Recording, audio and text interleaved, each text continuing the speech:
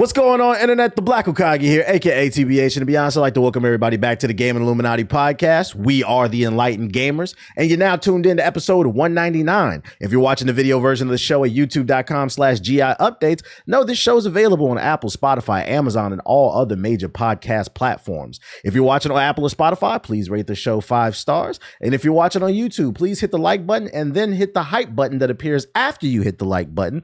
That'll help us appear on YouTube's new hype charts, which helps bring in new viewers for the world's best weekly gaming podcast. If social media is your thing, we drop content over there on our pages. We're available on TikTok, Twitter, Instagram, Discord, and Facebook. Our handle on most places is at GI Updates, with the exception being Facebook, which would be facebook.com/GI podcast. Links to all our social media platforms will be in the description box below at youtube.com/GI updates. Now, without further ado, allow me to introduce you to my co-hosts, the first of which demands that our government stops building AI data centers and more IMAX theaters. Ethos, say what up to the people. What up, everybody? I haven't seen The Odyssey yet, but I will see it Wednesday, so I'm excited. I've always enjoyed most of Christopher Nolan's movies, so this one should be a banger. Before the next introduction, can I just say that this movie is proof that we are, I mean, there's been a lot of proof that we're in a literacy crisis, but this is another one. I've seen a lot of tweets of being like, I'm tired of people spoiling the movie. I'm like, bro, you guys had 3,000 years to read that book. Like, you guys read it in high school? Like, did everybody here read it in high school or something? Like, was it? Yeah, I did. I read it in high school. I actually did not. I don't think I did. No. Okay, then I won't spoil you then. It's fine. I like it. Even if you saw The Simpsons had an episode where they literally go through the Odyssey. So. You don't like it, JG. Scott Summers shows up. This guy. And my second co-host is the only one on the show who currently owns a Switch 2, so she will be responsible for reporting back on that Duskbloods beta whenever it happens. Miss 5,000 watts, say what up. Hello. Did you see that I'm the FromSoft whisper? Do you see that? What that mean? I did. I think you got an inside source. Oh, I don't. I felt so. July 13th. July 13th. I posted on Twitter. I have a weird feeling that something about Duskbloods is going to happen this week. I can smell it. And then on July 15th, 2 days later, they opened up their information about the network test. I was literally mid workout, and then I was like, Duskbloods. And then I was like, let me post that I think Duskbloods is coming. So when can you vibe out when they're going to do a gameplay overview trailer? Ooh, I don't know. Yeah, I don't even know if they're going to do a trailer when it opens. I feel like they're kind of just doing a thing where they're like, hey guys, you play it. Tell the people what it's like. We ain't telling you. Okay, here's my question. Have they hit the noggin yet? No pirates. No pirates. Thank the Lord. All right, that's all I want to hear. No pirates. No pirates. No pirates. Cool. And last but not least is the guy who I see arguing every time I open the Twitter app, man. For those unaware, they upgraded the algorithm to where, well, I don't even say upgraded. The Twitter algorithm now works to the way it's supposed to. Now you see the people that you follow more often. And I'm not even trying to be funny. I see this motherfucker arguing and just tweeting. I'm like, dude, does this motherfucker got a job? UTX, one more tweet than Don, bro. I'm sorry, y'all. To everybody who follows me, if you now see me more often, you're welcome. I can't do anything about that. But I did see a lot of people. The crazy thing is like, hey, like I actually see people who haven't seen in years. And I'm like, dang, man, I didn't know the Twitter algorithm was that messed up that you literally did not see your followers. So again, if you see me all over your timeline, hey, you're welcome. At least you got some entertainment. But yeah, man, other than that, I've been trying to get my finances together in preparation for the blitz of new video game dropping. August, like I said, we thought it was September, but August is that one. It's starting in August, y'all. So I'm sure a lot of our listeners, you're in the same boat. I used to manage my money using several different tools, but not anymore. Thanks to today's sponsor, Rocket Money. Rocket Money is the app that makes managing your cash easier than ever because it's the all-in-one money management app that's available on iOS, Android, and the web browser. This powerful app allows you to connect your bank accounts and your credit card so that you can automatically analyze your transactions and then make adjustments on your finances where you see fit. I personally love this app because I got way too many subscriptions to streaming services, and that can get pricey. I'm trying to cut back on all the things I watch with these streaming services so I can save some of this cash and put it towards all the video games that are dropping this last September. And Rocket Money makes it easy to automatically track subscriptions, plus they give you the option to unsubscribe from within the app. I love this app. It provides real-time alerts so that I'm always aware of my financial situation. See, I'm guilty of overdrafting a few times in my younger years, but that problem is gone thanks to Rocket Money providing real-time alerts on things such as upcoming bills, low balances, and subscriptions being added. This is the most efficient way that I've found to deal with my finances. And the best part is that Rocket Money is free to download, plus you can get a free premium trial if you sign up with our link. Do me a favor, GI fam, and go to rocketmoney.com/illuminaughty and download that Rocket Money app. Or you can scan the QR code on the screen, plus the link will be in the description box below to rocketmoney.com/illuminaughty. All right, well, back to the show, guys. Thanks to our sponsors. But yeah, we got to talk these games. And this week, we got something that I didn't really see myself talking about, but I seen a few people in the group chat talking about it. They said they was going to try it. And then I watched Watts play it, and it was on sale on Steam for $17 at launch. And I said, all right, it don't cost too much. I'll give it a couple hours. If I don't like it, I'll return it and then blame y'all. But I ended up liking it, and I'm going to share why. But first, let's talk about what we're talking about. And we're talking about, am I pronouncing this correct? It's pronounced Denshattack, right? Denshattack. Denshattack. Densha, it means train in Japanese. Okay, giving us uncultured people a look. And according to the Steam page, you have to flip, trick, and grind your train in a fast-paced, off-the-rails ride through a colorful Japanese dystopia. Outmatch rival gangs, wreck a steady megacorp, and take back the tracks with nothing but skill, speed, and style. Now, if you watch the trailer, you're going to be probably utterly confused. I know I was, but I'm glad that I gave this game a chance. Primarily not just because I saw some of y'all play it, but also the reviews. It got nothing but 10s and 9s. This is actually one of the best reviewed games of 2026. And anytime I see that, I'm like, all right, I got to see what's going on. I don't want to be left out the conversation. But I'm going to give you the floor, Watts, because you were the main one kind of like gunning and advocating for this game. Give us the good, bad, and ugly on Denshattack. Yeah, so I was kind of in the same boat where I was like, I'm not really into like I played a little bit of Tony Hawk, whatever, but it's not really my thing. And that's kind of what this game was advertising itself as. It's like Tony Hawk mixed with Jet Set Radio. And I was like, that sounds really cool. And the art looks really dope, but I don't know if it's going to be something that I enjoy. And then I played it. And first of all, this game is a lot harder than you think it would be. When you first start playing, you're like, don't know. So many buttons, so many things happening. I actually don't know. I ain't gonna hold you. It's hard to gauge whether or not this game is hard or not, or if we're old, because we're all in our 30s.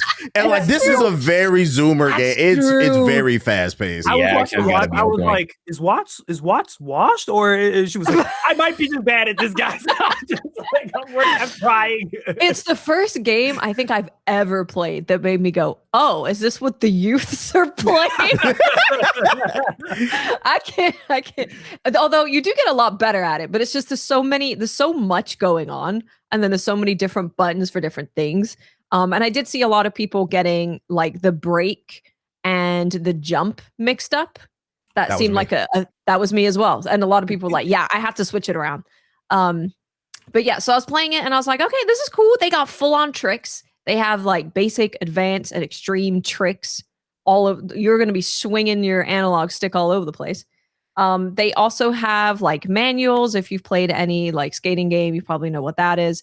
But they also have situations where you'll like ride a Ferris wheel, or you'll ride a boat, or there'll be like a magical girl train transformation where they turn into a Gundam and you're flying. So it's like, yeah, you're on rails and you're a train and you're like doing tricks. But there's also so much more to it.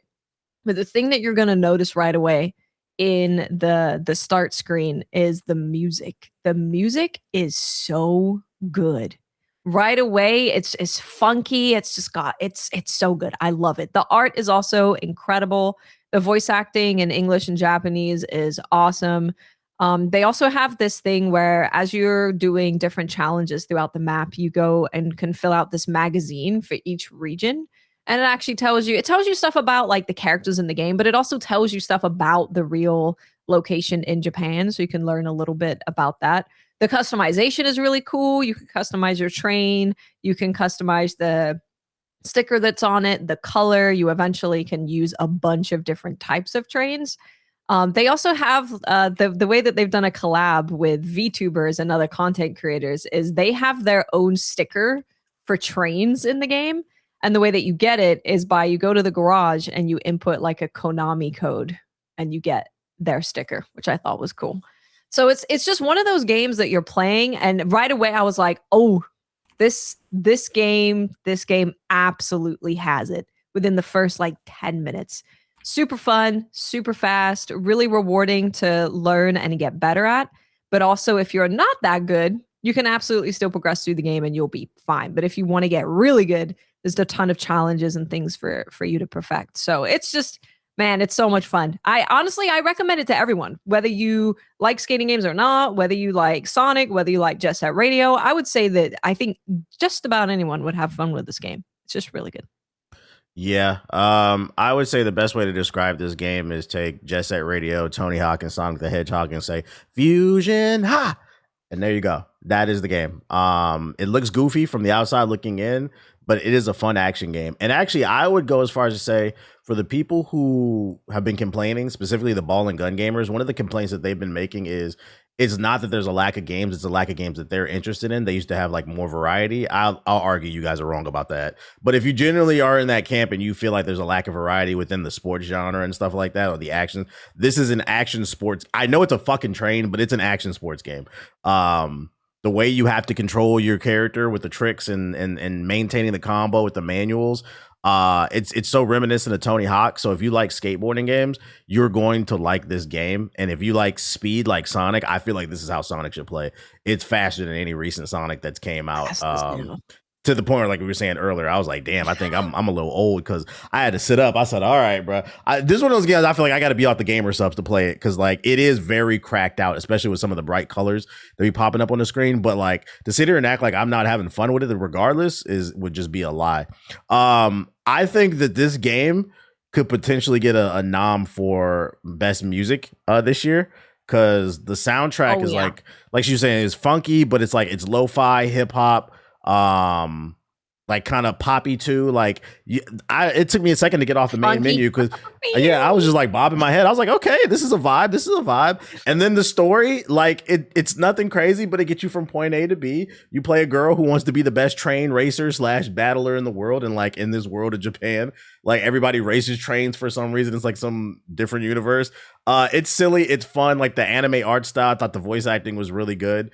And the boss fights in this game, that's what really kind of sold me. When I got to the end of chapter 1, I was like, okay, this is pretty cool and creative. If you're one of those people that's been feeling like there's a lack of creativity in games, this is hands down one of the most creative games. And it's not creative for the sake of just being different. It's creative and good.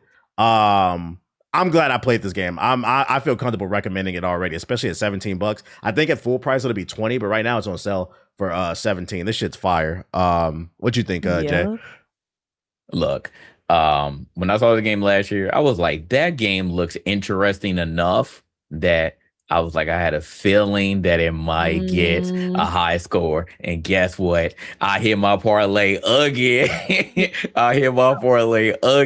Because this game scored high. So I'm happy about that. I already had it on my radar, like I said, but now that it got closer and actually I reached out to get a free code. Shout out to y'all. I played it and wait, you got a free code? Yeah. Damn. Okay. I see how it is. I remember I told him he didn't respond. Try to get everybody hooked up, but anyways, yeah. So I was playing it and I was like, wow, like this game is faster than what you see on the actual previews. I was actually not prepared for how fast that this game could actually get. And they kind of throw it like they do slow roll a lot of things at you, like how to do this, how to do that. So don't worry about that. There's you can learn the basics, and as you progress along, then they'll start learning more moves. Like you learn how to rail grind, you learn how to manual, like you all say, you learn how to do your basic moves, and then you just take a look at the trictionary, as they call it, and then you just see the entire list. You're like, yo, how do I move my thumbs that fast to do all these moves? I found myself doing like a lot of basic moves at first, but they have a lot of different things that you can do. So I just love like the variety of things that they have, or the variety of tools that they do have. And yeah, I found myself failing a lot, but they just get you right back in there. Like you fall off a rail, you run into one of the exits where the train tracks. It's a game you're supposed to do runs on. Like it doesn't like have fun your first time. Yeah. Yeah, it's a time trial type of game. Yeah. You come back, do the track once, figure out where you messed up or figure out like where an item is, because it's again, it's like that's the Tony Hawk aspect where they have like spray cans and like movie things that you can get throughout the game. And then if you miss it the first time, you can go and do it. Like they have multiple routes and stuff. So yeah, this is like a typical, again, just fusion of Sonic, Jet Set Radio, and Tony Hawk. And I just absolutely love it. Like from top to bottom, once you get past, I got past the first level and I got to the boss of that. Like, let me get to the boss because I want to see what this boss fight is like. And it did not disappoint. I mean, they straight up turned it to a freaking Gundam and you're fighting a trained Gundam. And so it was just super crazy. You're like, just going through that. He's like, yo, is this like a regular boss fight or am I actually like did you do the second boss? Like, I didn't get to the second boss yet. No, you're a baseball fan. You're gonna like it.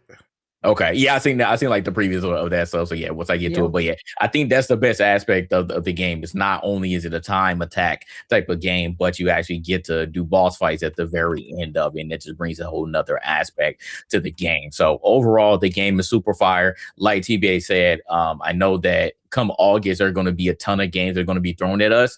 I don't want this game to get lost in the shuffle. It is July. And I know that we're kind of in a slow time or in the slow period before the madness begins, but I want to keep the game on my radar for sure. In my nomination, not for game of the year, but I think this might be in my like top 10. It's definitely my top 10 right now. We'll see as we progress along, but I think that this is one of those underrated gems that will potentially get lost in the shuffle, but I don't want it to get lost in the shuffle. I do want to continue to sing its praises. So shout out to Fireshine Games. I think you all did an amazing job bringing this game to life and everything that you can offer. And I do hope that more people do try this game, especially now. I would definitely recommend to try it now. You got a week or so before the madness begins. So please try it out. And I think you'll be pleasantly surprised. I put out a tweet like right before this game had came out, like the day before, like my favorite games of the first half of the year. And if I would have played this game before I put out that tweet, this would have been added to it. It's definitely, I feel like it's in my top 10. I don't feel like comfortable saying like game of the year nom yet, just for the simple fact that like I felt we got a little too ahead of ourselves with 007. Then I finished that game and I was like, the second half kind of fell apart. I got to see how the game finishes. It does matter. But right now I feel really high on it. It's a really good game. Ethos, you got any experience with it? No, I didn't get a chance to play. I just watched you guys play it, and I thought it was really cool. Like I remember when we saw the trailer. I think we were all just like, "That is such a cool, weird idea." It's a very unique thing that is like when you see it, you're just like, you're driving a train and you're doing tricks and all this sort of stuff. It's like, definitely someone was high when they came up with this. But it makes sense. But then when you realize, you're like, oh, this reminds me of Tony Hawk. Oh, this reminds me of Sonic. Like these different like inspirations, and they were able to pull it all into something that still feels pretty unique. I think it is really awesome. So I just didn't get a chance to play it. I was kind of waiting on JG to see the code, but he didn't respond. So I was like, I'll wait and see. Yeah. So. But no, I enjoyed from just watching people play. I was having a blast just watching. So I was LARPing today. I played through you guys. Hey, according to the Steam page, it's sitting at an overwhelmingly positive review. This is one of the best reviewed games. How many people are playing the game though? What's the DB? On a single player game. Good. That's a good question. You can't. I can't have fun unless the Steam DB is high enough. And is it woke? I mean, surely. There's women in the game. It does have women in it. It kind of centers around women, actually. Women are like a lot of women. I see. Yeah. There's the theme there. Pretty good. So check it out. Denshattack. It's pretty cool and it's cheap. It's so good. We came in on a budget. Another game it's came also on out Switch as well. If you Switch 1 or 2? I don't know. I feel like it'd blow up the Switch 1. Like I believe 2. I think it's on 2. Oh, okay. This game is super fast paced. I'm like, can it maintain that frame rate? I don't know, man. But another game that came out the past week that Watts got to get some hands-on time with is a game that, fun fact, I never heard of, called The Mound. According to the The Steam Mound page, Omen of Cthulhu. It's Yeah, up to a 4-player co-op game where you form a group of explorers searching for treasure. In this cursed jungle, danger is everywhere and monstrous creatures alter reality. Stay clear-headed and tame the jungle before it devours you. Currently, it's sitting at mixed reviews on Steam. Watts, why do you think that? Yeah, so I got some time with it. I played it with my friend Mylan. That you can see some clips of us on social media. It was very funny. So this game, it's there's no PvP, pure PvE. You are on a ship and you're going to different expeditions to try and figure out what's going on. You're mostly in the jungle. I know later on you get different environments, but from what we experienced, it was just the jungle. You can say it's kind of plays out like an extraction game, but PvE. But I mean, there's so many other games that have done this kind of thing where you go on an expedition in co-op and then you're trying to bring stuff back. But the thing that this game does that is really, really cool, and what would be the positive about it, is it's a horror game, and it messes with what you and your friends see. So, for example, I might see that there's an enemy standing directly behind my friend. And I'm like, oh my God, but be careful, there's an enemy right there. And he's like, I don't see anything. Another example is I could pick up something that looks like a gun to me and I'm holding this gun. And my friend will be like, that's a stick. It's not a gun. And I'm like, what do you mean? It's a gun. So then you drop it on the floor, your friend tries to pick it up and they're like, I can't even pick it up. And then you go to shoot it and it's a stick. So it was a stick the whole time. They have all these kind of things that you see and hear. Your friends can turn into enemies. My friend turned into smoke and his voice changed, so I could like barely see him. Another thing that happened is there was a enemy that looked like my friend with a gun, and then he turned into like this monster and freaking killed me. So there's all these like cool things that it does to mess with people, to make you have to communicate with your friend of like, do you see that? Is that real? Because kind of every enemy you see or everything you come into contact with, you have to check if it's actually real, because it might not be there. Or you might just start stabbing your friend and murdering them, which you don't want to do either. So that's the really cool part of this game, is the way that it forces you to interact with the people you're playing with and the tricks that it plays and how funny that can be. The negatives of the game, and why it's probably some of the reasons it's sitting at mixed, is the optimization is not great. You need a pretty beefy PC just to kind of run it at an acceptable frame rate. But also the early missions. I mean, I have, how many hours do I have on this thing? I have 3 hours on the game. I didn't really see any other region except the jungle, and I didn't see any different enemy types from what I saw on my first expedition. So the way that each mission kind of plays out is almost like Left 4 Dead, where you have these things that you have to do. You're going to an area and you have to do these specific things. But the reason that something like Left 4 Dead works really, really well is because you're constantly seeing different enemies, or you're going to a completely different area and you're doing completely different tasks, and it keeps it fresh as you're progressing through the game. But this game doesn't really do that, at least in the early hours.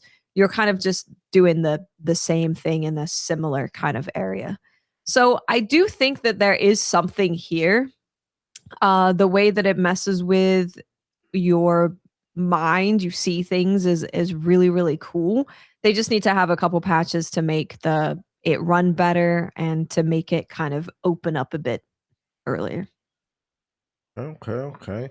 Yeah, I'm not gonna lie. Just based off what you described, I don't think I'm gonna play this game for the simple fact that, like, I'm watching footage, and I don't think visually this game looks that great. And you're saying nothing pisses me off more than an unoptimized game that doesn't look that great. I might let it slide a little bit if it's pushing graphics, but I'm like, I don't know, man. It looks just kind of like okay. It's really, it's a game that I wouldn't just blanket recommend. I would say if you have a group that likes doing kind of co-op games together, it could be worth looking into. It's like $24. So it could be worth looking into, or maybe you just wait for some patches. But yeah, you can play solo, but I wouldn't recommend playing it solo. I would only recommend if you have a team that really likes doing co-op stuff together, that you could have a really good fun time with each other for a bit. But how much that game is? $24. Too Too rich for your blood, Ethos?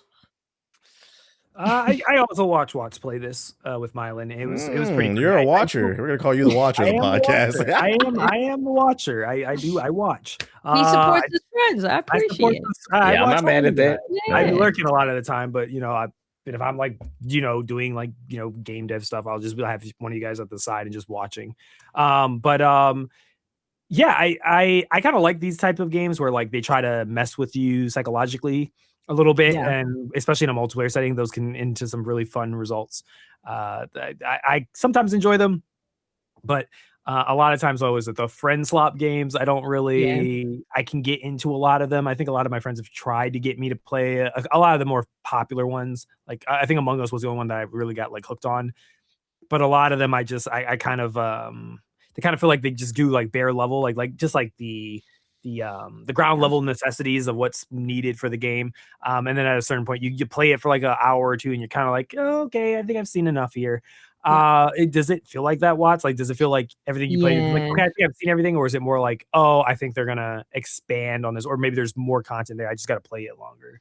Yeah, towards the end of our play session, I was definitely feeling like, okay, I'm kind of over it now. I want to move on and play something else. But I've seen screenshots of different areas, and like the idea is that you're getting closer to Cthulhu, and eventually I assume you're gonna actually fight Cthulhu or something. So I know that there's more to it and there's more content. It's just I was getting a little tired. At the 3-hour mark, I was getting a little tired. What is a Cthulhu? Is that like a chupacabra or some shit? No, it's like the squid guy from Baldur's Gate. Kind of like the squid guy from Baldur's Gate. At the very beginning, the actual aliens.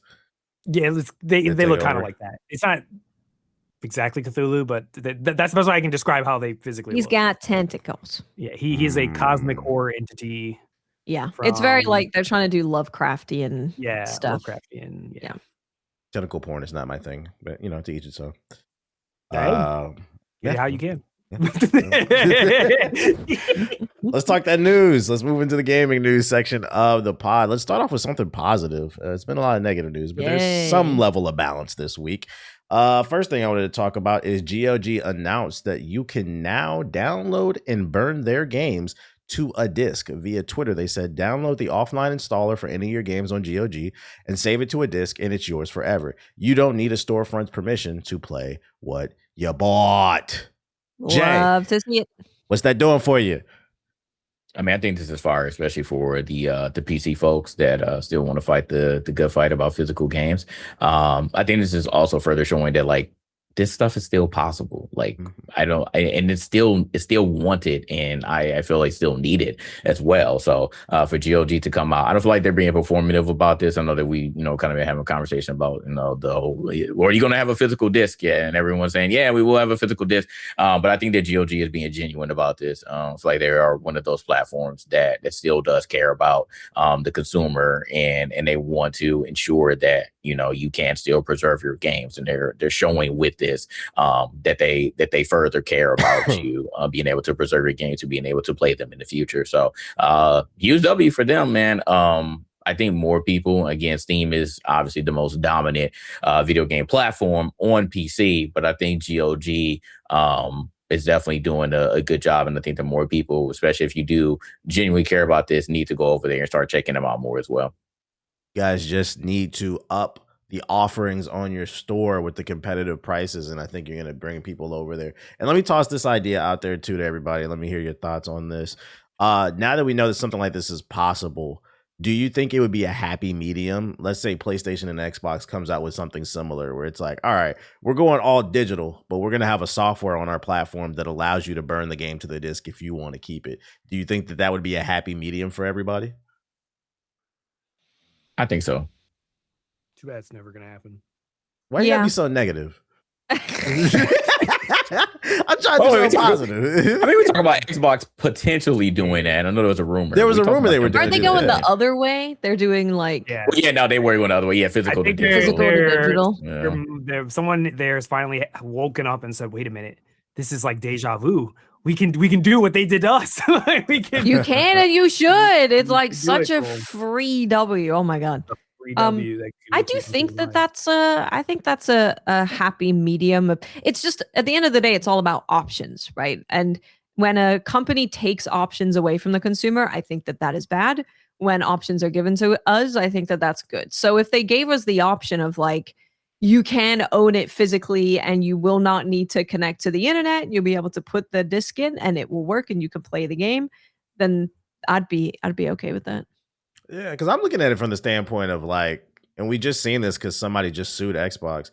What happens when everybody goes digital and your account gets hacked and you lose all your games? At least if you had them on disc, if you had to make another account, you could still load your games into the PlayStation if you wanted. But like, I just feel like people aren't putting enough thought into like this only digital thing where they control everything, at least on console versus PC. So many things that can happen that would make you not able to access it. There's so many things. Yeah, I think also this opens up if they did do that, the happy medium, it opens up the possibility of companies like Lost in Cult that we've talked about many times of being able to make physical editions for companies that want to do it. So, because currently you're looking at like, if you're putting a game on PlayStation, you're just not making a physical PlayStation copy, period. Whereas if that was an option in any kind of way that they would do the happy medium, then companies could do that if they wanted to. Yeah, so this is a W. I want to see Steam jump on this, bro. I need y'all to, I mean, you can't download some games, but they need to offer. It's funny because I feel like they have the opposite problem. Like GOG needs more games, period, but you can do it with every game. Steam has all the games, but you can only do it with some games. I need Steam to follow GOG. Yep. Because if not, and GOG does find a way to get more offerings on their platform just as much as Steam, I definitely would be over there just as much. Because I only have like 3 or 4 games on GOG. I definitely would be over there more if they gave us that option. Yeah, I think it's just about like showing companies what's important to you. So now whenever a game is coming out, I check if it's on GOG first. Because you can add a non-Steam game to your library on Steam. So you can add any executable from GOG to Steam as a shortcut. So if you're like, I just want to load up my Steam library and like open it, you can do that. So there's really no reason to not do GOG if there's the option. It's so funny though. I feel like that's an advanced technique that a lot of people just won't do. They probably don't even know that option exists. So thank you for telling them, reminding them. You can also do the better option is like GOG's launcher, which is GOG Galaxy. It has a feature that connects all of your platforms. So Steam, Epic, Xbox, PlayStation, Battle.net, it will all be in one library. So you could do that too. But you can link them all if you don't want to open multiple different libraries. You can totally do that. Let's go negative. We just went positive. Let's go negative. GameStop, they're back in the headlines. About a month or 2 ago, they were trying to buy eBay. Then people found out they were broke. I mean, to be fair, I think we all knew they were broke. For some reason, they didn't know. Well, they're back in the headlines because recently the CEO, Ryan Cohen, had an interview with Bloomberg where he revealed he does not care about games at GameStop. He said it's irrelevant to their business plan. Specifically, here's the quote.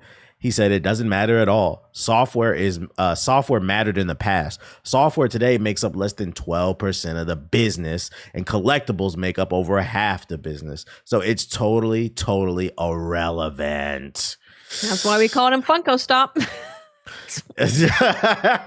I want to hear your take on this, Ethos, especially because we were talking about ripping packs before the recording. Do you agree with this statement? Do you feel like games are irrelevant to GameStop?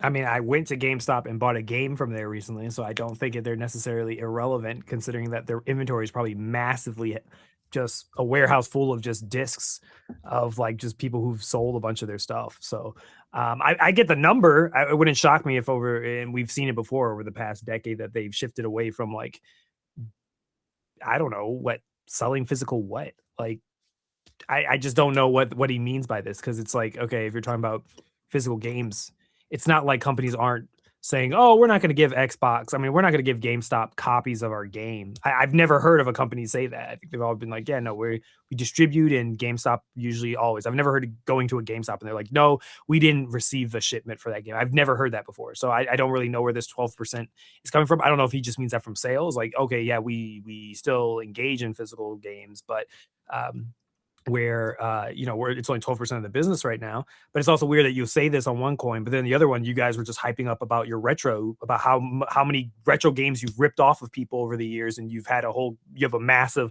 inventory, so much so that you were able to push an entire retro station or area in all the GameStops around in America. That's how much you had, apparently, that you were able to fulfill the requirements for that. So I don't really know what this really means. At the end of the day, if you take the game out of GameStop, you just become Stop, which sounds like the end of your business. So I don't really think you losing your, if you guys are going to go the full retro wing of it, you've seen Siggy and the rest of them talk about how GameStop already does scalp pricing for some of for the cards. I don't ever go to GameStop to buy any sort of card from a corporation. As a matter of fact, I try to tell people, if you can, try to support your LGS when possible. Try to support, a mom and pop shop as much as you can. Try to avoid buying, especially cards from multi-million-dollar organizations when possible. So. Yeah, I think this is one of the sections or moments where I do think numbers lie. First and foremost, if this number is true, the 12%, why not just change the name, do a rebrand? Everybody already hates GameStop. You guys need a rebrand.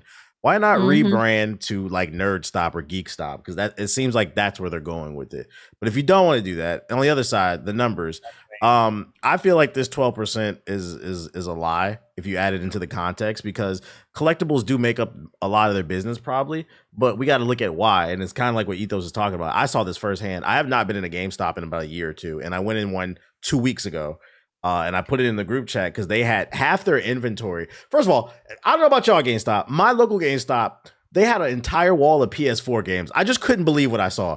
I said, bro, get this the fuck out of here, man. I was like, this is why you're not selling games. There's new consoles out. Get this shit out of here. If you want to do a little retro section, that's fine. But in mine, at least, Ethos, it was a wall of it. I said, this is inappropriate. Then I went to the back. And the entire back was just cards, Magic, Pokemon, Yu-Gi-Oh, everything else in between. Then they had a glass in the middle of the store of Pokemon cards too, and they were like $300 a pop. And that's when I had put it, because I was thinking about getting them, right? That's what I had put in the group chat. I said, is this a fair price? And Siggy and Steve was like, no, those are scalper prices. I don't know. I'm not in tune. Dang. I'm glad I got friends that were. So I think the reason why 12% of your game, your sales is due to games is because you're marking up the prices on cards that should be $30, $40, $50 a pack, and you're charging $300. Of course, 12% is only going to be sales because you're scalping at a corporation. Just another reason to hate them. Yep. I'm good off GameStop. What you think about all this, Jay?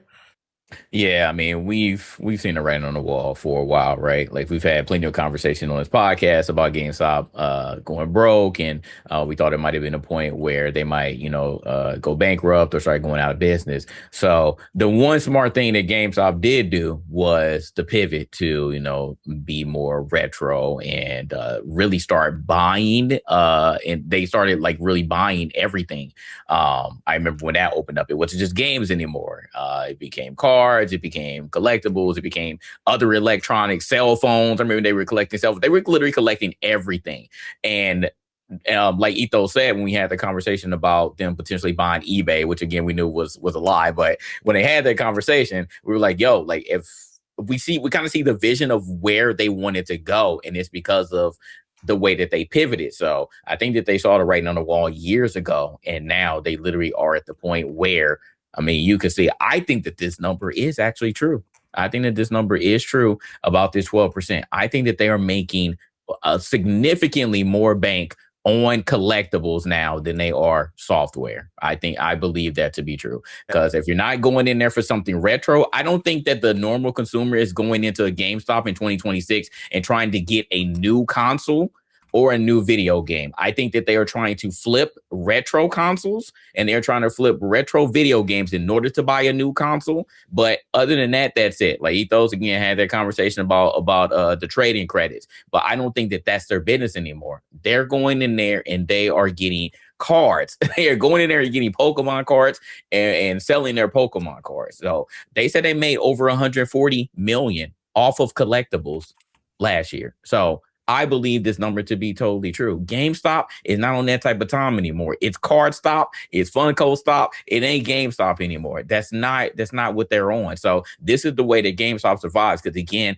even though I did hear that they're going to close some more stores, but they still hold a significant margin of brick and mortar stores in America. So I think that if they continue with this and you have the unknowing consumer, like you were about to be, T-Bass, why you asked, if you have the unknowing consumer and going into a GameStop and they're like, hey, I want that new Pokemon pack. And you're like, oh, we got plenty. You just went to your Target. They don't have it. You just went to your Walmart. They don't have it. But guess what? Your local GameStop has it.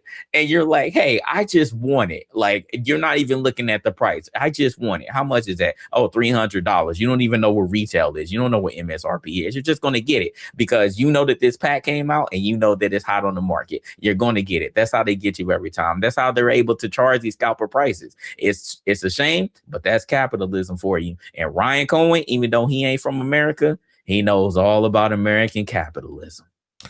I think if they do want to embrace the card community, they need to properly embrace. I can't speak for y'all, but in mine, the one that I went to, they also did have a table with 2 chairs. But the thing is like, it was like those cheap ass plastic tables that you see at like high school dances and shit like that. And they had like the plastic, like at my local comic book and card shop, the one that I buy comic books from, they have 4 long wooden tables and comfortable chairs. So then when they host tournaments like 3 times a week for different card games, and it'd be mad people in there. And I'm like, okay, if you guys actually want to take this route, why not lean all the way into it? That entire wall of PS4 games, get rid of it and get rid of that cheap plastic chair and put real furniture in there so people can get comfortable and they stay there and they'll spend more money, but that will require them to spend money. You have any thoughts though, Watts? The only thought that I really had that you guys hadn't covered is that, like, I know that a large amount of the money they make is not from video games. They sell a bunch of things that are not games, but also the CEO saying something like this is also to protect his investment money. Because if you have the announcement of physical games are no more and you are a physical game store, then you need to come out and make sure that your investors don't get scared and start pooping things. So, yeah, I think that's the only other thing. But yeah, CEOs, man, every time they talk, I'm delighted and amazed. Ryan Cohen is best friend. Did you before we move on, did you see the second part of this story? What else Ryan Cohen had to say? No, what did he say?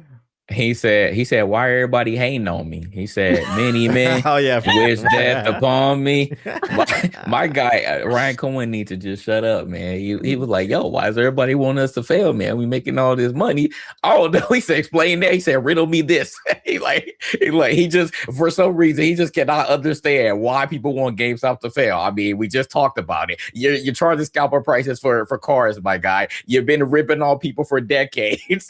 Why? I think there's legitimate reasons. You tried this whole eBay stuff, acting like you got all this money. I think there are legitimate reasons why people want GameStop to fail, my guy. And for some reason, you just don't see it. And again, going back to that American capitalism point, he literally brought that up. I'm like, you're not from America, man. You are not from America, but you talking about, oh, this is the American way. No, I'm sorry, man. I don't want this capitalism to be my everyday life. I don't think that capitalism is a cool thing to have and experience. This isn't the way, but you somehow made it the way, and you think that this is how you should run a business, and it's not for the average consumer if you care about them. But capitalism does not care about your average man. Ryan, if you ever see this podcast, hold a town hall meeting and give me the microphone, and I'll explain to you why people hate GameStop, because I will never forget what you guys did to me in middle school. It will always be World War GameStop over here. I'm gonna tell my children and my grandchildren about that shit, bro. Like, trauma. The trauma. People don't understand. Like, if you're from the DMV, you know what I'm talking about. The GameStop in Pentagon City Mall, it was really small. And like just me holding up a line with like 30 games in my backpack thinking I'm about to get all this money. And they was like, oh, we got $5 for you. That shit was one of the most embarrassing experiences, bro. Like, I had to walk out like, oh man. I was saying to my friends, I was like, yeah, I'm gonna get you a game. I'm gonna get you something. What you need? Yeah, I got you. Cause somebody had told me, granted, somebody lied to me. They had told me, yeah, they'll give you like $20 a pop for a game. They gave me like $1. per like game or whatever. And I held Jesus up the Christ. line, and it was bad. It was bad. So it's been World War GameStop over here ever since. Did you actually hand it to him, or you just took your games? No, I took the games back. No, because it was a bunch of PS1, PS2 games. I think this was around the time 360 at first came out. Yeah, so yeah, they worth more now, which is crazy. But back then, I don't think we really had a gaming preservation. We had it, but we weren't aware of it, if that makes sense. So like they weren't as worth as much. But it is what it is. I don't know how this next conversation is gonna go, because I'm gonna be honest, I really don't have anything to say, but I had to put it on the notes because this is a weekly gaming podcast, and that means we got to talk about everything gaming to extend the show out, the length, because people like a 2-hour plus episode. New gameplay dropped for Modern Warfare 4.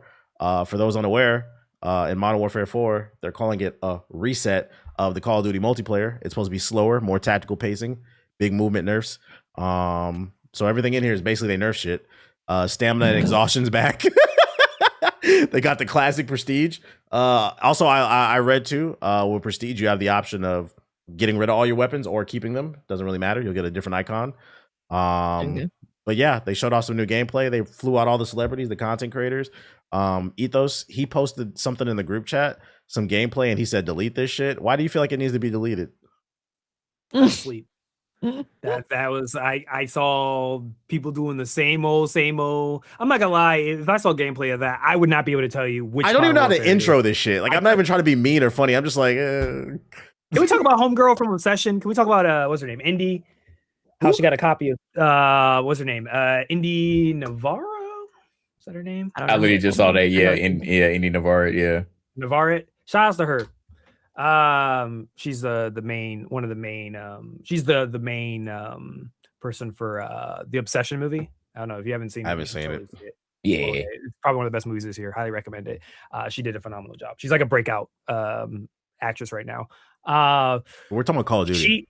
Yeah, well, the funny thing is before she became a breakout actress, she was a Twitch streamer, and she would stream Call of Duty, and she was actually pretty good at it. And she was at Fanatics Fest. Yeah, whatever. I guess that's the new replacement for Call of Duty Fest or whatever. I don't know. But she was there, and they handed her a OG, like I think sealed copy that's like rated of like Modern Warfare 2, the OG one, the like original one. Yeah. My question is, can we stop giving rich people these items like that they can already buy and afford? Can we stop doing that? That'd be great. I'm not gonna say Indy's millionaire. You saying she don't appreciate it like you? It's just I get it. She appreciated it. I saw her reaction. She knew ball. She literally saw it and she immediately identified what it was. She was like, oh, she literally did like the whole meme or whatever it was. But no, she's cool. Hey, hop on the podcast sometime. If you somehow you're seeing this, I'm a big fan. What was that? What was this? Motherfucking Call of Modern Duty. Warfare 4. New weapons. I don't care. Oh my goodness! I don't care. I'm done with Call of Duty. I will say, reversely, I did see the new Battlefield trailer. That looked kind of cool. That shit look gas. The naval combat, yeah. I am getting tired of this pattern with Battlefield that like they spend the entire life cycle of a new Battlefield just catching up with stuff that BF4 had. So like BF4 added naval warfare, and now they're adding it into this one, which was also in 2142. They added. I don't know why we constantly do this cycle with Battlefield, but hey, I'm not gonna be mad at this naval combat. I'm actually pretty excited. I loved it in BF4. So okay, well, watch, please give me something about the pinnacle of gaming, Modern Warfare 4, please.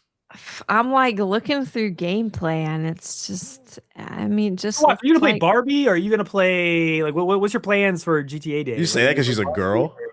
No, she said she was going to play Barbie. I put people on Barbie. I played some of those games when they first came out in like 95. Yeah, TBH. Women can't play Barbie now. I'm playing Barbie. Yeah, you play Barbie. Yeah, exactly. Yeah. I'm watching gameplay, and I mean, it just looks like, I don't even know if it looks like Call of Duty anymore. What? It just Real looks question. like a shooter. Gun to your head. If you had to risk all or nothing right here, and you'd have to be able to identify if I showed you 3 different pictures of gameplay, or not gameplay, but like screenshots from multiplayer of Modern Warfare 2019, Modern Warfare 2, Modern Warfare 3, and this game, would you be able to just immediately tell you which one's which? I think I could tell you the newer ones because I don't think they look as good. I don't. Not that they don't look as good because obviously graphics have gotten better, but I don't think they necessarily look like Call of Duty anymore. They just look like every other FPS. I feel like COD lost its way as like a fun arcadey shooter. I'd be able to tell you the difference just because of the cracked out movement. I don't know if y'all seen, but this has been a bit of a debate over the past couple of weeks since Black Ops 1 and 2 came out, the ports. Like the newer gen COD kids, the younger ones, they hate it because the movement isn't cracked out and you have to rely on game skill. And the old heads are loving it. I've been seeing tons of video. Yeah, I hate that y'all bought it. I hate that y'all bought it for the capitalism reason, but it is funny to see that conversation. Like there's a split between the community. But you got any thoughts on Modern Warfare 4, Jay? It looks like shit, bro. I'm sorry. I'm literally looking at it, and yeah, I'm not saying that I'm expecting like it to be revolutionary. I'm not expecting it to look completely different, but yeah, it literally does look like a reskin. And it's can we add a disclaimer here? Can we add a disclaimer here? Because there's gonna be somebody in the comments who's gonna be like, they just hate on Call of Duty. They just Call of Duty haters. TBH, JG, Watts, we hadn't played one, but you will recall we have in the past, like since 2019, we have played a couple of the Call of Duties that we've actually enjoyed. First of all, I think we all met on Call of Duty. B, my name used to be Modern War Negro. Nobody can ever call me a Call of Duty hater.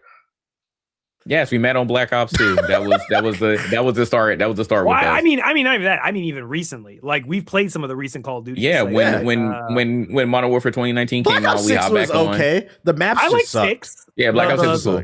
6 was cool. I liked 6. Yeah, it was. Yeah, we played them. So it's not like we're not just hating just because it's Call of Duty. Yeah. Maybe Watts might, but Watts it just looks boring. I said I don't care no more. There's just absolutely no. You can find people with like 12 people on their dev team making a game that looks the same.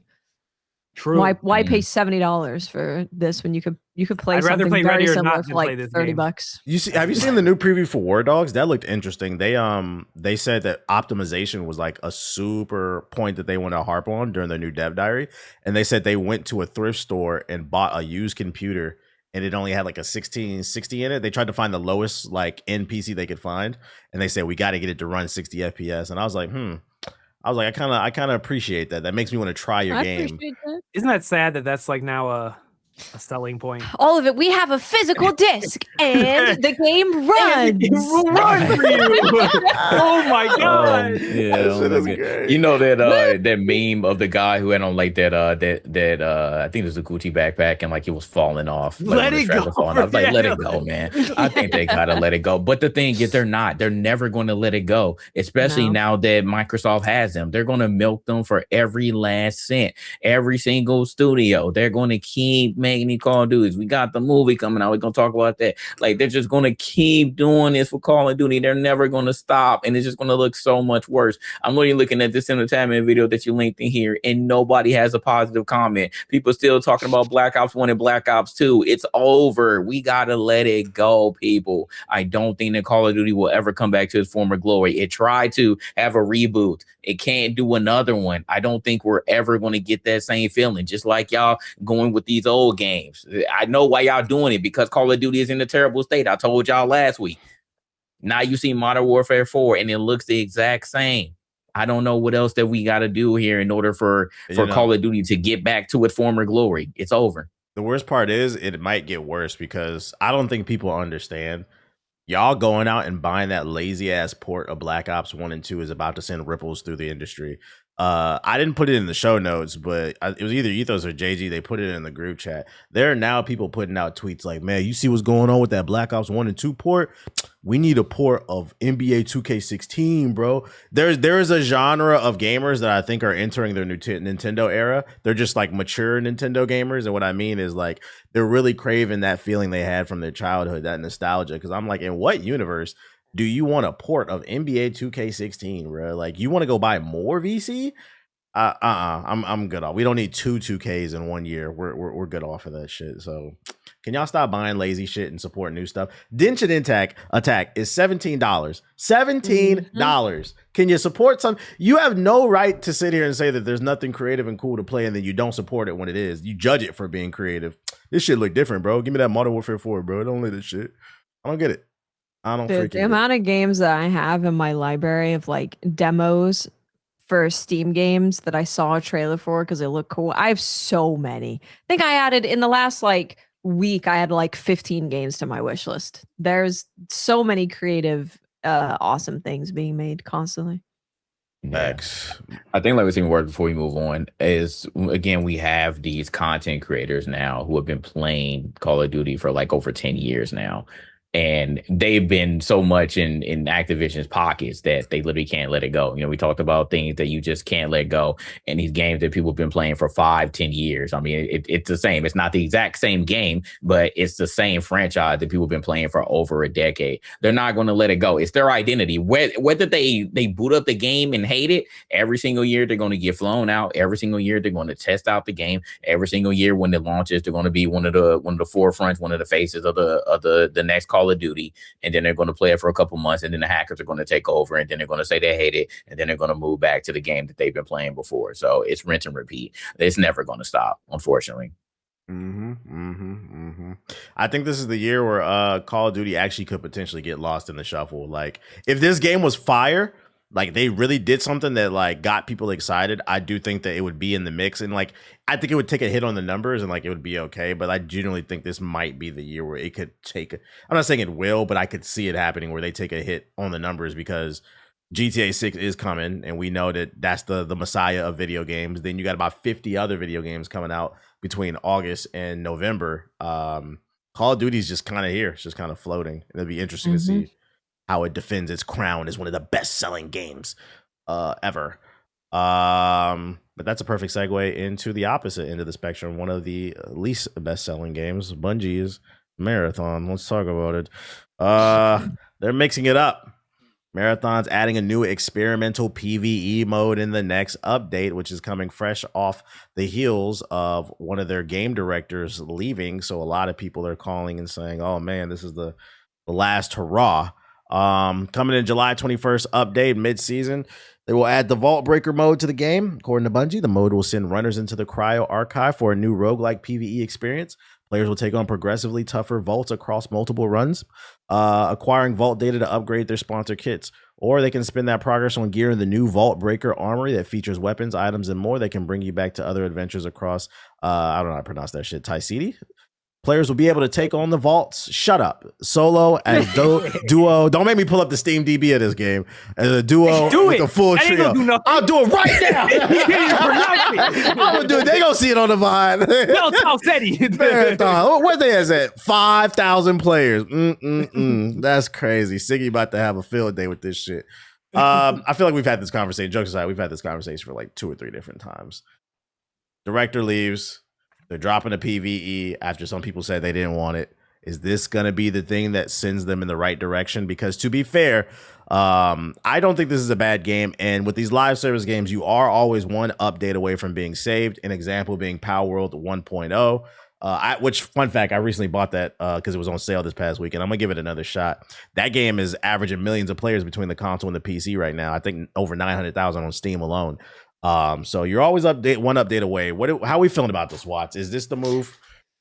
Yeah, so I don't know. I don't think there's going to be like one thing that they drop that everyone's like, oh my God, this is going to get like tens of thousands of people playing immediately. But I do think that this mode seems really interesting.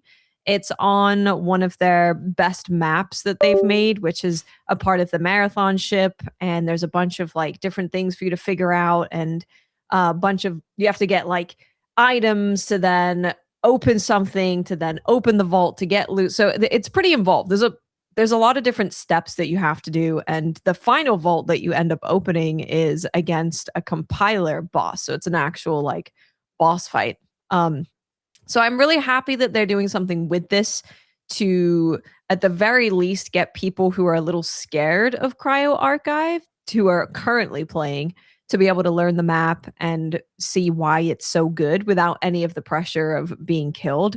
But I also think it's a really smart way to do like an extraction map, making it a roguelite, because extraction games kind of are roguelikes. It's just there's PvP, because the idea is that you go in with like low level stuff, you get better stuff, you leave, you can unlock better things, and you just keep getting more and more powerful. It's very similar. It's a very similar loop.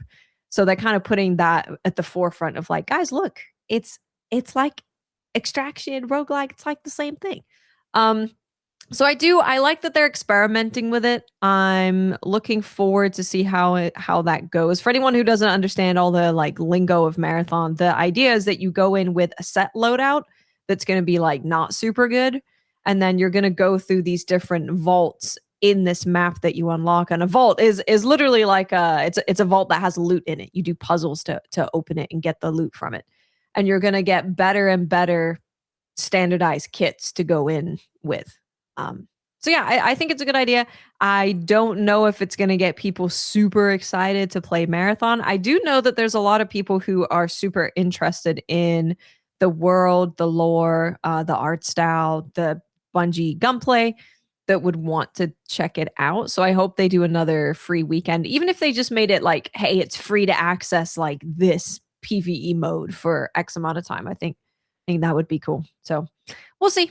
I'm curious to see what people think about them doing PvE, because they've also mentioned that in the next season, which is in September, they're going to add like a permanent PvE thing. So they clearly want to do more of it. This is the first of their experimentation with it. They're listening.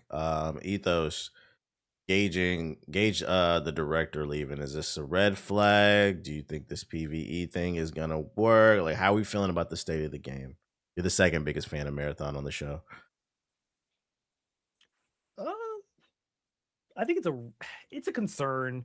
Joe Ziegler, I call Joe Ziegler, at least in the context of Marathon, I call him a closer. Yeah. He's effectively a developer whose job was to come aboard and to get the game out. It seemed like the game was dealing with good old Bungie magic. It was dealing with a lot of like, we're very floaty right now on where this game's supposed to be, and then the alpha happened, and then that was also a pretty shocking response that then caused the delay.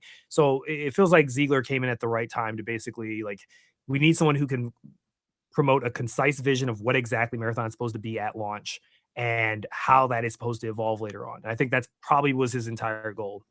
I will say, like, I've experienced him on both sides of the coin. Like, I've experienced him since Valorant, because he was one of the that's probably why he got picked up by Bungie, was because he had the experience of that, and it kind of that Valorant DNA kind of influenced Marathon sort of like creation of shells or whatever it is, compared to what I think the original vision was, which it was going to be like custom character Destiny. Yeah.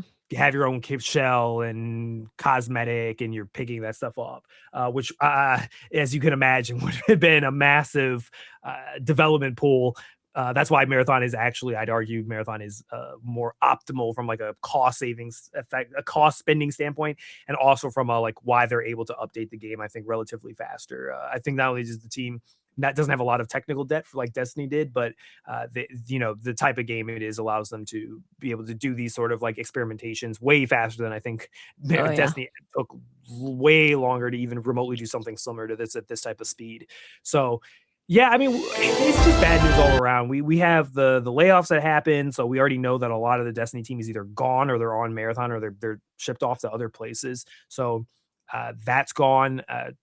We're in now that Joe Ziegler's gone, I did have a, how do I say this? I did have a source that did tell me that the person that is replacing him, they're good. They know their stuff. They've been around for a while, and that they're really talented. So this isn't it feels like a replacement for someone who might be worse or doesn't have the same vision. They were there from the very beginning. They were there for most of the development of Marathon as well. So they know what they were going towards. And I've spoken with them one time during some sort of meeting, and then there's someone else as well.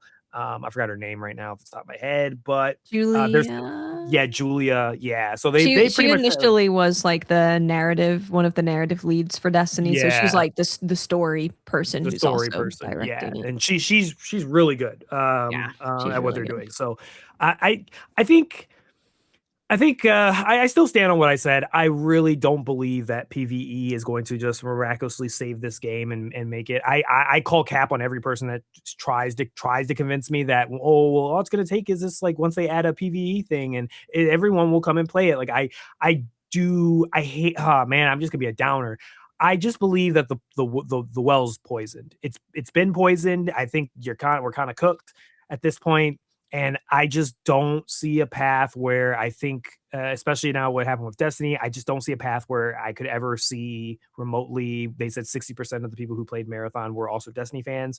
So if we're gonna act like an irrational 30% of them are just like mad at Bungie that they're never gonna play it again, against their own self-interest. So if they never play, that's a section. That's probably why the number's down. I haven't played Marathon in a minute too, just because they kind of screwed up season 2 a little bit. They made did. some pretty bad mistakes with season 2, with the progression and the way people got access to some of the loot way faster than in season 1. Because my guess is that they were trying to speed it up, so when they had the free event moment thing or whatever it was, that was going to help, like, pull people to want to play it, like actually, convert them into actual players. Because if you could speed up the progression, you get more of a tangible taste of what the game's like.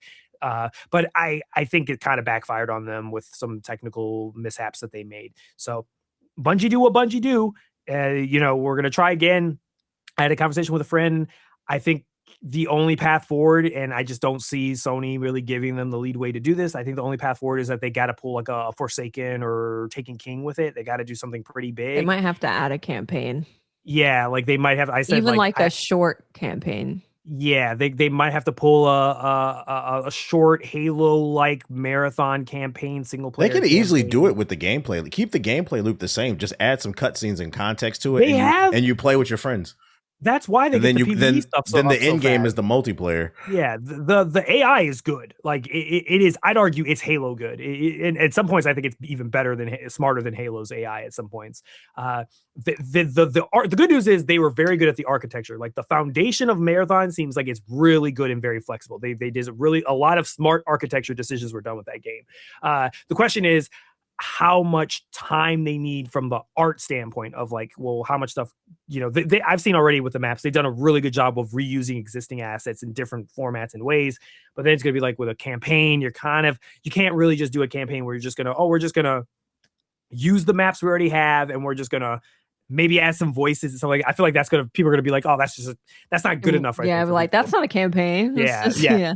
That's kind of how people felt about like when they played Destiny, and they're just like they expected a Halo campaign, and they played. There's like, this isn't a Halo campaign. This is we're playing this mission, and now it's a strike, and now it's I'm just literally running from down a hallway and shooting at stuff at ads as I do. It's like that's not what people really felt when they played the Halo story. So again, I don't know. I love Marathon. I still love it. Since I will definitely be checking out the Vault Breaker because all I know, this, I like the premise of the idea of it, and I think it's a really cool thing because I haven't got a chance to kill Compiler, so I really do like this idea that I'm going to be able to experience it in this cool type of roguelike standpoint. And who knows, it could be really cool, and people make videos like, yo, this is actually a really cool mode. What this game reminds me of is Riot had a trading card game called Legends of Runeterra. Mm-hmm. And when it came out, it had a lot of fire, and a lot of people thought it could be the next big card game. Funny enough, now Riot has reworked it into what's now called Riftbound, which is actually doing really well right now. But originally, this game was like a PvP-focused experience.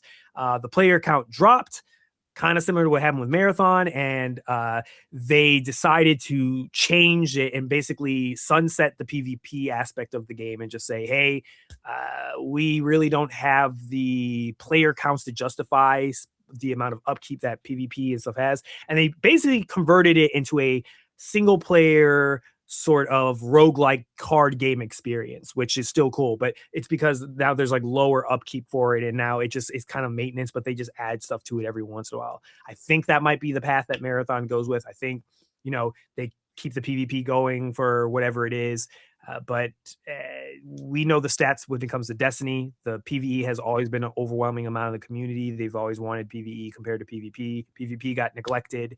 So I at this point, like, I just don't. I think the PvP people, I think we had a good run. I enjoyed it. It's still one of my favorite multiplayer experiences I've felt in the past couple of years. I've really loved it. But I'm not like other people. I know I'm different than wired than other people. When I play these games, I don't perceive it as this game needs to exist and be my want and woe for the next year and a half for me. because I like to play a bunch of different games. I don't need a game to just lock in and just take over my life. So for Marathon, for me, for the time that I experienced it and the amount of time, I already put over 100 hours plus on it, but I enjoyed myself thoroughly throughout it. So even if I don't even play it ever again, I still had a blast playing it, and I do hope that universe doesn't just like disappear and nothing ever gets done for it, because I feel like it is truly one of the most unique and captivating universes I've just played in video games in my entire life. Mm-hmm. They're gonna call you corporate shill. I don't care. Jay, any thoughts? Yeah, I don't think the PvE is going to bring people back. Like Ito said, the will is poison, so it's going to be extremely tough. I really don't know what they can do outside of just having an amazing like expansion. But like I said before, I think the Destiny people are pissed in no end. They were already pissed, and then once you said it's officially going away for good, they're like, nah, we're super good on that. So I think that was the audience that you needed to capture, and unfortunately, due to crazy circumstances, now that's not going to happen. So they're like, yeah, this game is super dead to me. I'm never going to play it no matter what, even if I'm remotely interested. It's just not happening. And what would the new people do? Like the people who don't even know what Marathon is. I just don't know if the PvE mode, just because it's an extraction shooter, they just may not be extraction shooter fans. They may not even want to try an extraction shooter. I feel like the extraction shooter as a whole right now is kind of in a weird state, because you have like Arc Raiders was like, that was hot as fish grease at one point. Now that game is kind of going downhill. I don't see like really any of the bigger streamers really grinding that game like they used to at its peak. So that game is kind of going down. I don't really hear people talking about Tarkov, outside of like the super hardcore fans. And I feel like the same thing going on with Marathon right now. You don't really hear people talking about Marathon unless it's the Steam DB watchers talking about, hey, they're going up numbers, and it's about to die any minute now. Like, you only see people talking about Marathon in a negative fashion. So I just don't know if the PvE mode is going to get it there. I don't know if a banger expansion is going to get it there. I may have to say that it's cooked. I don't want it to be, but I just don't see any realistic thing right now that could really get it there and at least get it to a manageable player base.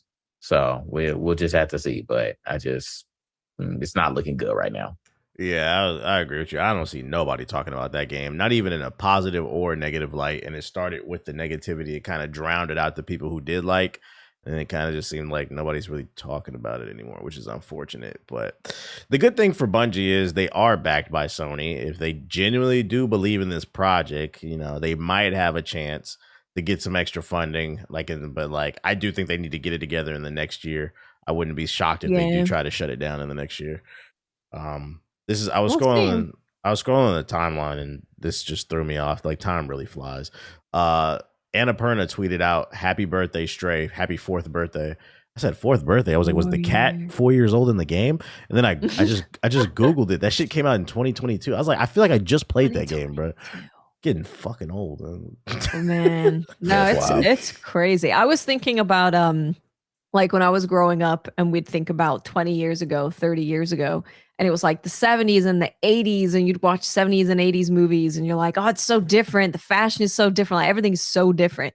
And now I'm looking back, like 20 years ago now is like when Halo 3 came out. So it's like, damn. Kids are looking at the time when I grew up like I was looking at the 80s. I think it's a little different too, though, because it is a little different. Although the time is moving, I don't feel like culture it's changed, but it hasn't changed that much in comparison to like you look at the 60s, 70s, 80s, 90s. Those all are decades with definitive styles and like music. I think because the internet kind of ruined everything. Everybody's got similar styles now. Yeah, it's the same thing. It kind of ruined like traveling a little bit too. Not entirely, but you used to be excited to go to different places so that you could buy local things there, but now you can just buy it online. Unless you're Crunchyroll, you got to pay for a subscription first, and then you can get access to the store, the shitty ass store. Tragic. We got a roadmap on the positive side of things from Bethesda of what's coming in the future, and it's a whole lot of Fallout. They have confirmed they are working on a Fallout New Vegas and 3 remaster. Fallout 5 is in pre-production, and there's a massive expansion coming for that game in West Virginia that nobody cares about. And then somebody's going to leave a comment, I care about Fallout 76 TBH. Not surprised they're doing remasters of Fallout 3 and New Vegas. Those are the fan favorites. I'm just curious to see how far those remasters will go. Will it be some lazy shit where they just put it in 1440p and call it a day, or 1080p, kind of like the Black Ops port, like it's just like a lazy port, or is it going to be a full blown remake with quality of life changes? Because I think that's one of the reasons why I stayed away from New Vegas. It seemed kind of rough. I'd be open to playing it if it gets a proper treatment. And then I wanted to ask y'all as well, Fallout 5, where do we want to see it go, Jay? Don't ask me because I ain't a Fallout fan like that. So I have no input on where I wanted to see where I want to see it. Ethos? I don't care. I'll go wherever. Damn, y'all not helping me out. I was gonna say Cleveland, bro. I was gonna say Cleveland. No, Well, of course, he wanted to be in Cleveland. Big rad roaches, super mutants, Krogans, and shit. It'll be Why not LA? Why not LA? So LA has a woke GDP. mind The woke That mob. That'd be an interesting villain. DC had a GDC too.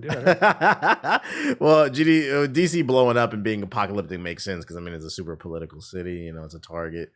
That was before John Wall came and saved the city, so it kind of makes sense. That's after the Fallout timeline. Yeah. What's tonight? Oh, Watts is back. We were just talking about Fallout. Do you care about Fallout? What? I said, oh, she didn't hear it. I said we were just talking about Fallout. Do you like Fallout?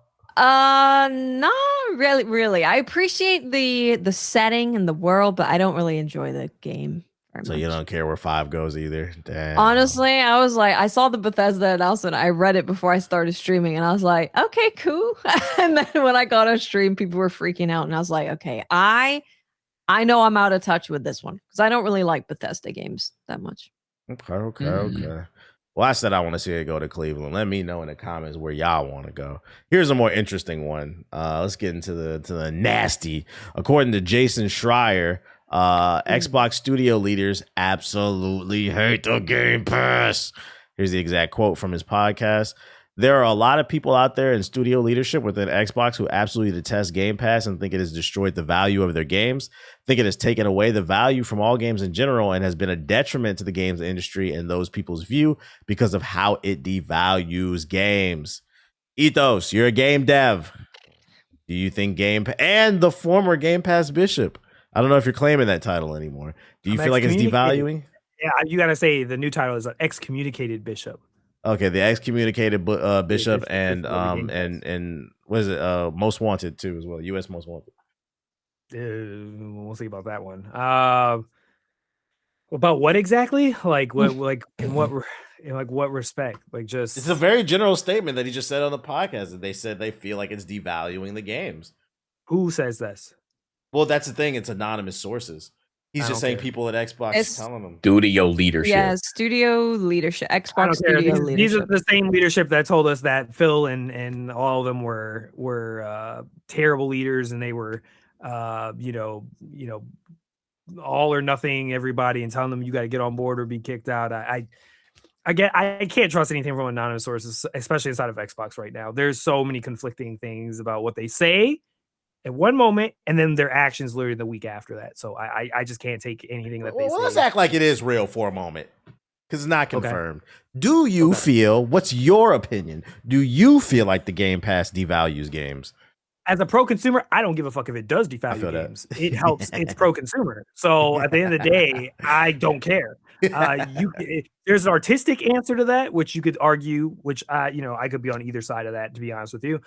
There's a corporate answer of like how much money it's making, if you care about that. But I think I've always said time and time before, the only reason I shill for the Game Pass was because it was a very pro consumer thing at the time, by which when I was shilling for it, which was I felt like the value you got for it was a banger, and I think at that point it was worth it.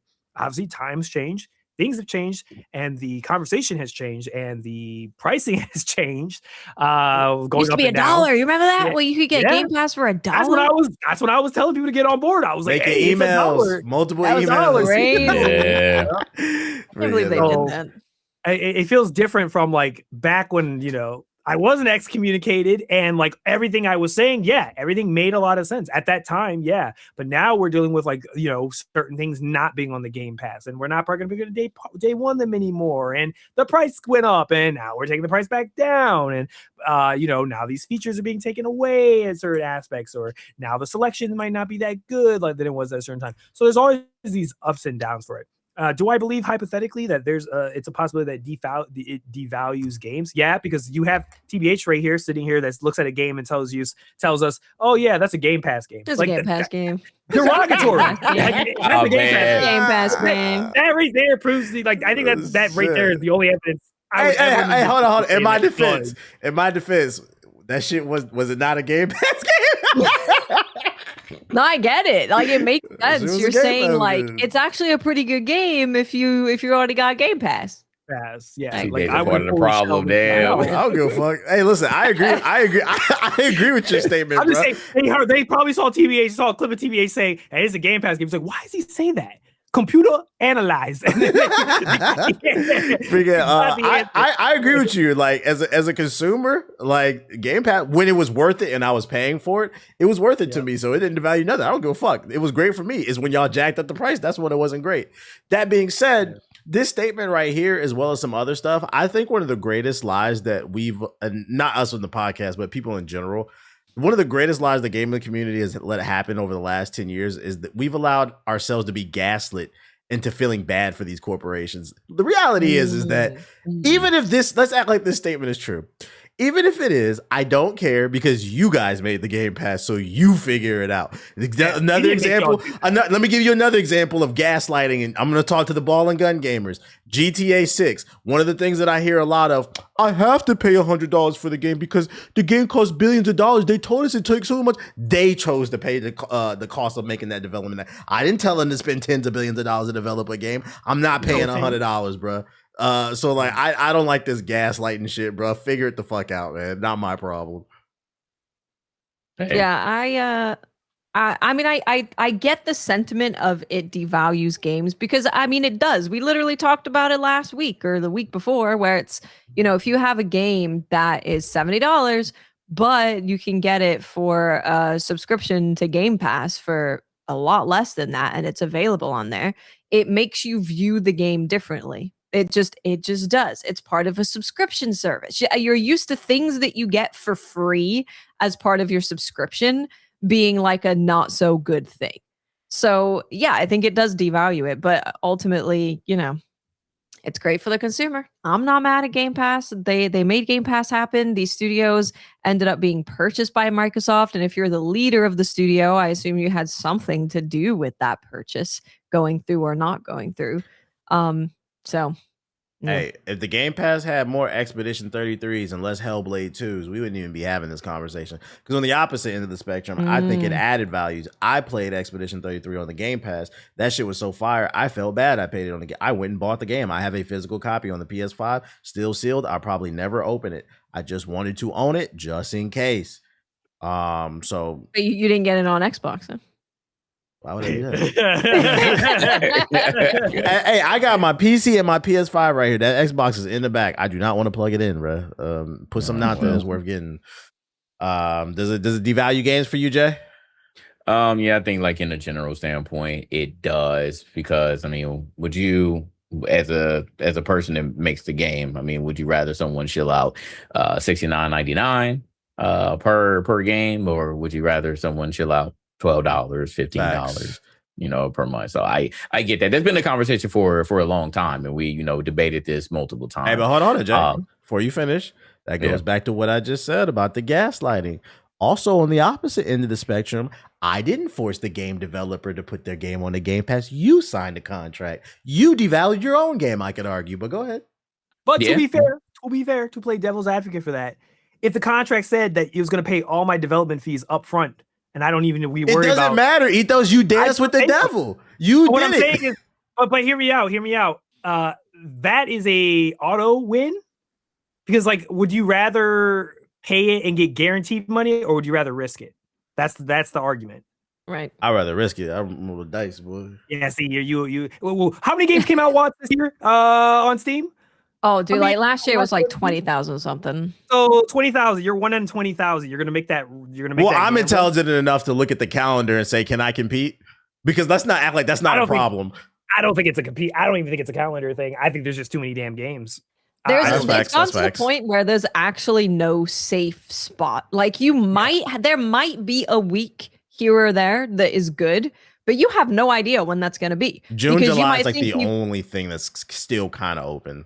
Yeah, but then like you might have a spot in July, and then all of a sudden Silksong is like, by the way, guys, our game comes out next week. And you're like, oh, okay. Never, right. yeah. That happened. Those surprise drops, yeah. So it's I agree. Again, I agree with everything y'all said. The only thing that Game Pass did to me, as a consumer, was when y'all raised some prices, because it did make me cancel that joint. And then when y'all reneged, I was like, okay, I'll buy it again. But other than that, man, Game Pass ain't never do nothing bad to me. Like I was able to play a lot of games that I didn't have to shell out $70 for, and I'll take that $12 a month hit in order to play at least a couple games that were $69.99 at launch. So I thought it was a good service. And let's just again say, if this is true, the only reason why anyone would say this as a leader of the actual studio, this isn't even coming from somebody outside.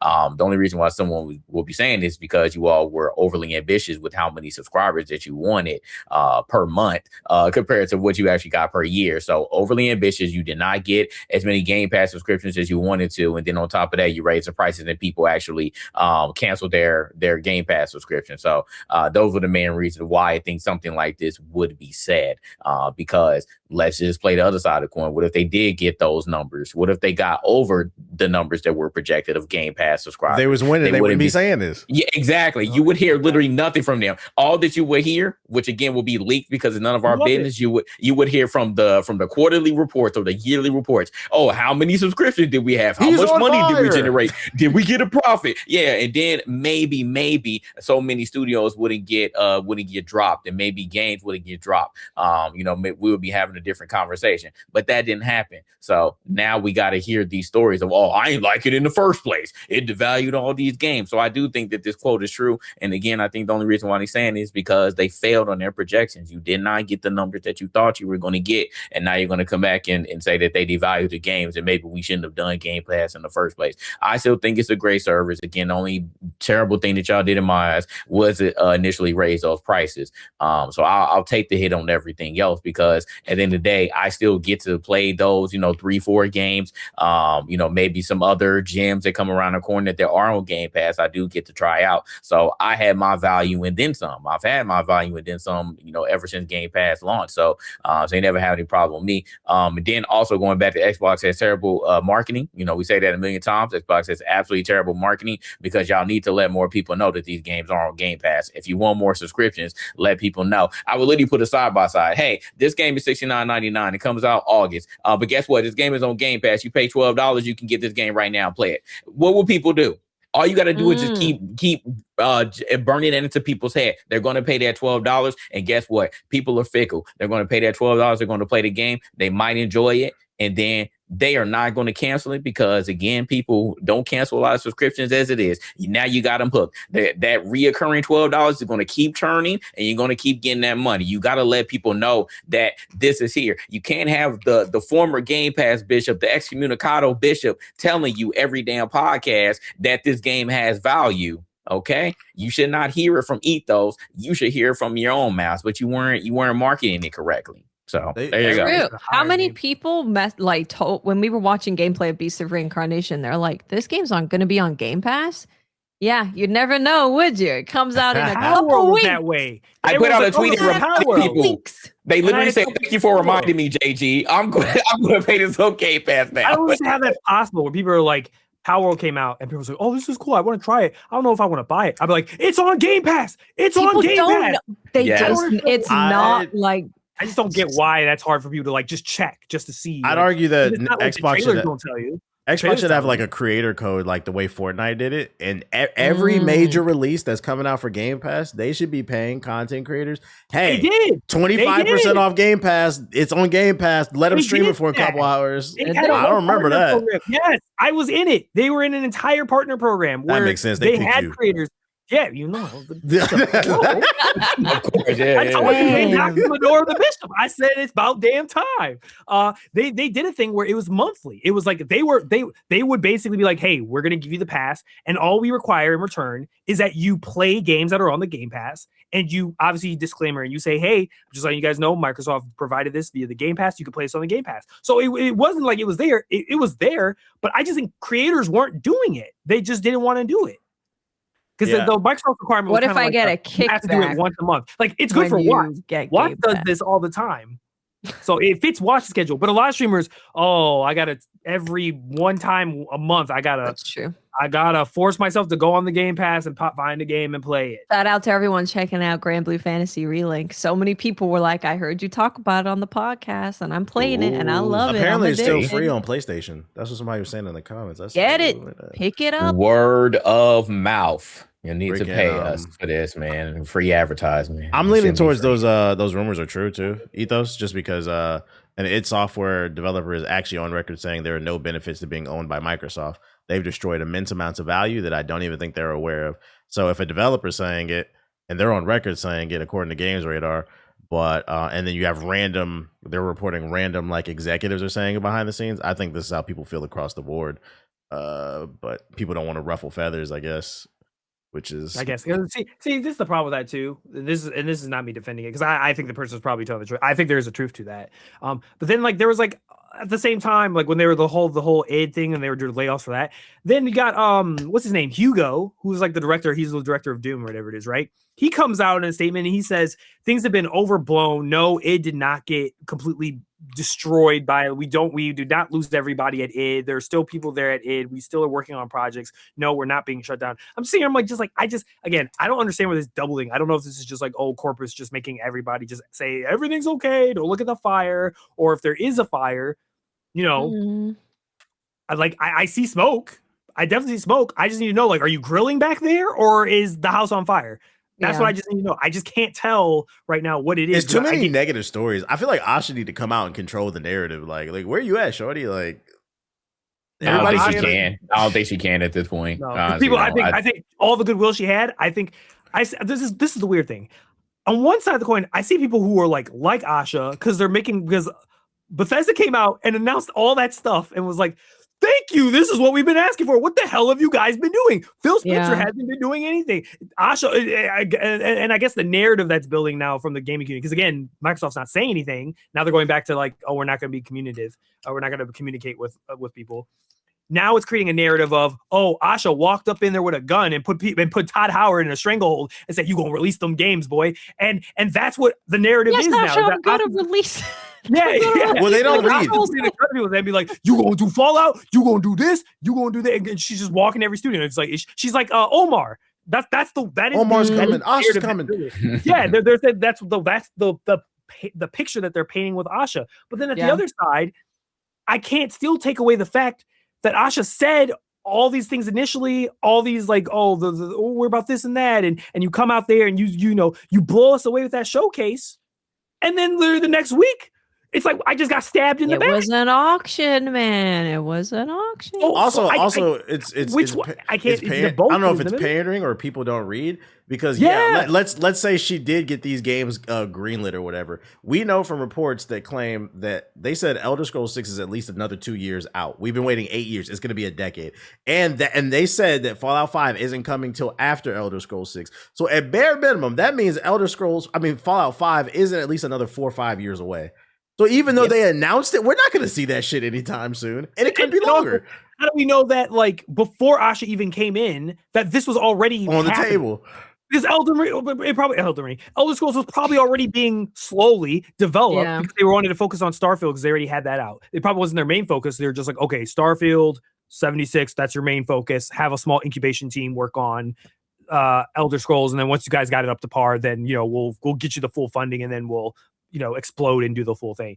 And it just like, that's the thing I'm just saying is that I can't tell the difference of these are pre-planned actions because you can't tell me the layoffs were just some Asha just walked in, nilly-willy, looked at a piece of paper, looked at the like, damn, we are in the red. Like, damn, that's bad. And then just proceeded in like a month to just immediately like lay off all this sort of stuff. Like this is stuff Everything's that like going too fast for it to just exactly. It can't be something that she walked in and in a week and a month. That's all it takes. Like layoffs there's not something that just gets planned in in just like a week unless you run out of money. If you're under money, then you just tell me we're done, y'all. That's it. We can't do nothing. There's nothing we can do. We're out of money. But like something of this scale where like you're targeting specific studios, you're talking about auctioning them off. This is a planned strategy of like we're trying to do this and then this by this, then we can hit certain quarters by certain times. So again, this is just me. I'm just waiting for the memoir. And if I'm right, I'm gonna be like, yo, I hope someone picks up that phone because I fucking called it. I'm still going with the conspiracy theory that I think Phil was a barrier that was preventing Microsoft from doing widespread bigger layoffs. And then they basically red wedding them. They basically got rid of them. You got to get rid of everyone, and he was like, "I don't want to do that." And some people will be like, "Oh, that just seems like too evil, cartoonishly evil." And I'm like, Jeff literally went on a podcast and told y'all that they are that evil. He literally told you an Activision dev literally came to him and told him, "Yo, you do 10 billion, or I'm literally I'm gonna sack off half of the people and say it to you and say it was your fault." Yep. So like, I genuinely, I am looking forward to whenever legally or whenever in the future, if Phil ever talks about this on a podcast in the future, I would love to know from his perspective of like what exactly happened or what things behind the scenes. Because right now, the narrative that's building right now is Asha is doing a perfect job and she's doing what gamers wants, and she's getting all these things filed and taken care of, the things that we've been asking for years, and she's getting it done. And I'm like, if any person that knows business, especially a big organization like Microsoft, how can you say that when literally we just got we just saw an article that apparently there's 14 layers of leadership in Microsoft to get anything done. 14 layers of management in order for them to like get things processed. So that it's not like that layer, Asha walked in and blew that layer up. That layer still exists. So I'm just saying, I just think that people are just like having their cake and eating it. They're just saying what they want to, if they get good news, oh, this is good news from that. And then like all the other layoff stuff, oh, it doesn't matter. Or, oh, they were woke devs, so who cares? We're just going to axe them anyway. Woke indie devs, get rid of them. Yeah, get rid of them. So I feel I'm not buying it. I'm just not buying any of it. I'm not buying either side. It's not passing the sniff test. I feel like I add these stories to the notes just because this is a weekly gaming podcast, so we got to talk about this stuff. But like, I feel like I'm just kind of mentally checking out of Xbox. Like, can we just not talk about Xbox for like the next you month? guys figure it out and let me know when you've actually figured it out in one statement. Because if we don't cover it, then it's gonna be, you guys are Sony ponies. You're a PC podcast. I don't know. No, we gotta cover it, bro. We gotta cover. Well, you know what's gonna happen. Blade's gonna get canceled in the next month, and I'm like, yeah. Don't speak that. But at least I am not gonna be in the anger phase when it happens. I'm just already preparing myself. Past that immediately hit disappointment. Yeah, just like hit disappointment and not be mad and crash out. At least everybody was happy about Fallout 3 in New Vegas. So, like I said, everybody loves New Vegas. So, Obsidian, I do believe, even though you all said that Asha wasn't the one that made Bethesda get to work, but I do believe that Obsidian move was a way to get those remakes and to speed things up. I think they were just taking their time, and it was just a little slow. What the fuck, bro? We said when you guys acquired Obsidian, we said you have Fallout. Why are you not making them do a Fallout game? Mm-hmm. We want to make a vow. That's what I think Obsidian said. We make a new IP, and that sucks because you know what sucks about that? That right there is like what I felt like we all as gamers have been saying. That's what we wanted, right? We want you guys to make new games and new ideas. And then Obsidian does take risks. Take risks. Try something different. And then they make a vow or something, and people are like, "Yeah, this isn't one of our Outer Worlds." And we're like, "Yeah, this isn't really what I wanted." And now it's just like now we've 180 back to make me remaster of the games, the same game. And that's what I was just about to say. I said, ain't it funny? Black Ops 1 and 2. You got people saying let's remake NBA 2K15 and 16. Y'all excited about these remasters for Fallout New Vegas and 3? I thought we wanted new games. Nostalgia bait. No, they don't. They the new Nintendo's, bro. I'm telling you, it's nostalgia. Y'all just trying to relive your childhood, and I'm here to let y'all know. And that's what it is. It ain't coming back. That's why Destiny for like so many expansions did nostalgic stuff from Destiny 1.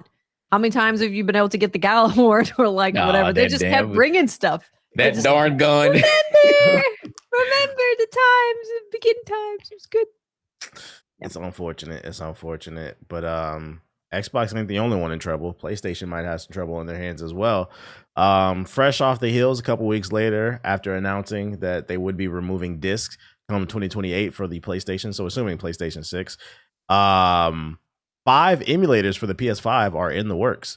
And they've already got games working. We got images of people running Astrobot as well as GTA 5 and like other games. One of them is called Sharp Emu.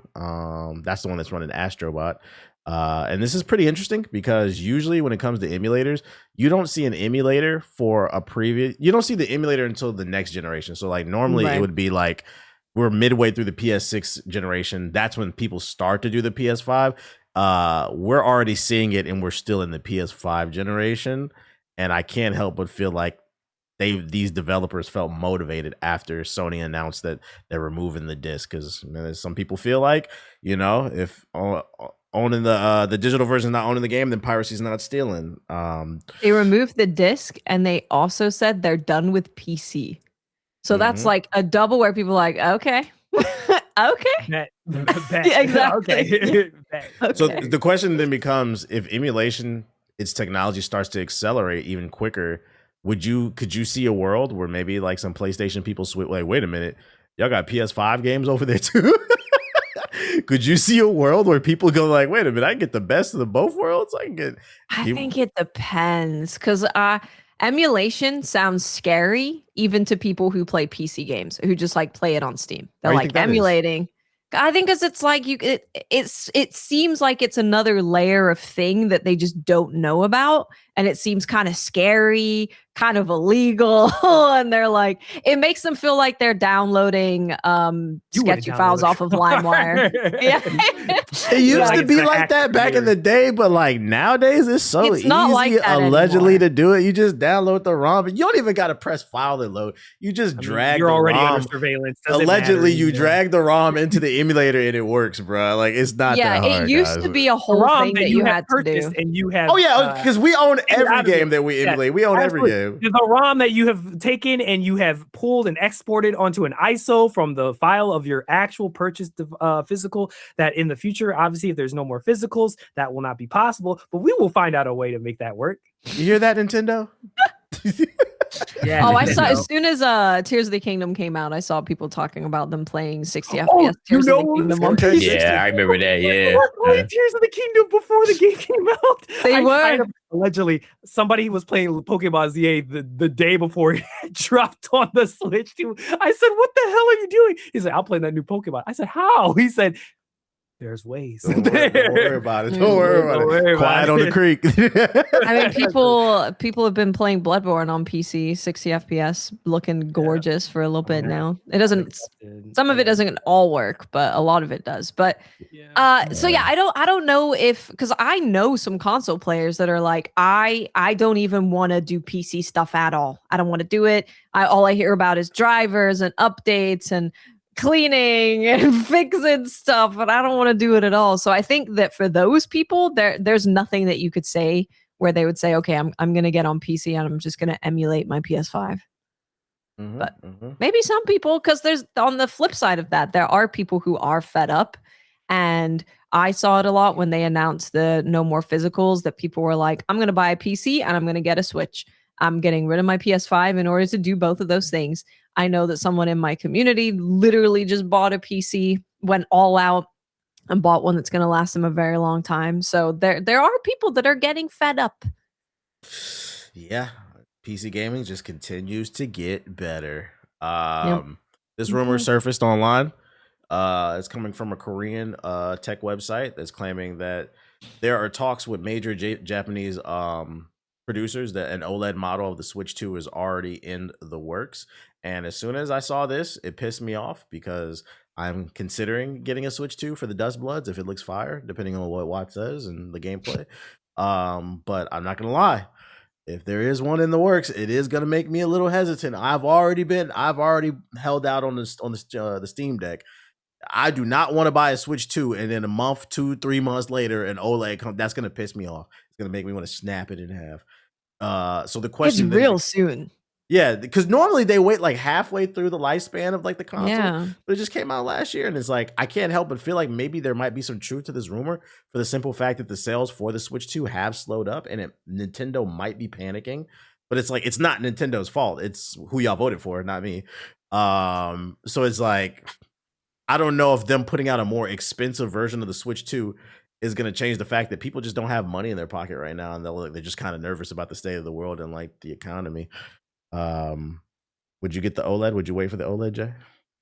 This has me thinking as well. Dust Blood is going to be that determining factor. I think all of us here, we don't already own a Switch 2. That's going to be the determining factor. Like, is the FOMO going to get me? So I'm going to be waiting on this tech test as well. So watch it. You gotta give it to us. I gotta get in. Yeah, you gotta get in. Yeah, I got into Night Rain and Elden Ring because I was a part of the Bandai creator thing, but Bandai's got nothing to do with this one. This one is just straight FromSoft and Nintendo. So yeah, it's gonna be tough. And Nintendo doesn't know me. The FromSoft doesn't know me. I might not get in. Okay. I hope that Nintendo and FromSoft like somehow has a list of like actual people that like these type of games, not just the general Nintendo people that only play Nintendo everything and like does not go out of their I've seen their companies bubble. do that where they invite, like, I think they kind of did it with Beast of Reincarnation a little bit because the people that they invited out there weren't like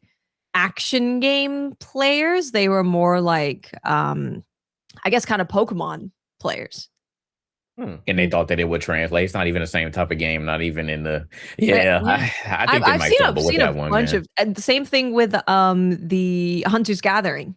They invited a bunch of Horizon Zero Dawn players when the game that they're making is like a Night Rain Monster Hunter game. They needed to invite people from there to get opinions from those guys. Yeah, so I feel like they're not when they do that, they're not getting the proper feedback. I feel like I want them. Like obviously, I want this game to see. Obviously, we don't know what it looks like, so I'm excited to see that. So I think it's going to be the determining factor for me. Like if I can get some sort of like if this is true and we can get some sort of definitive date, depending on how Dust Blood says, I might just hold out as well.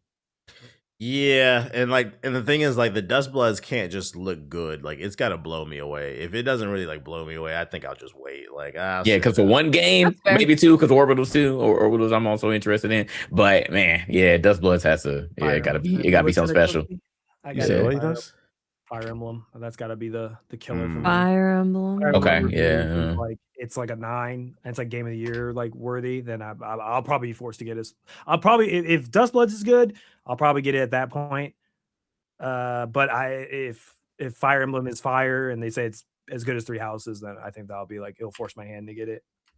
Yeah, and for those unaware, the if you have a Switch 2, the playtest for Dust Bloods is going on the 21st to the 24th of August.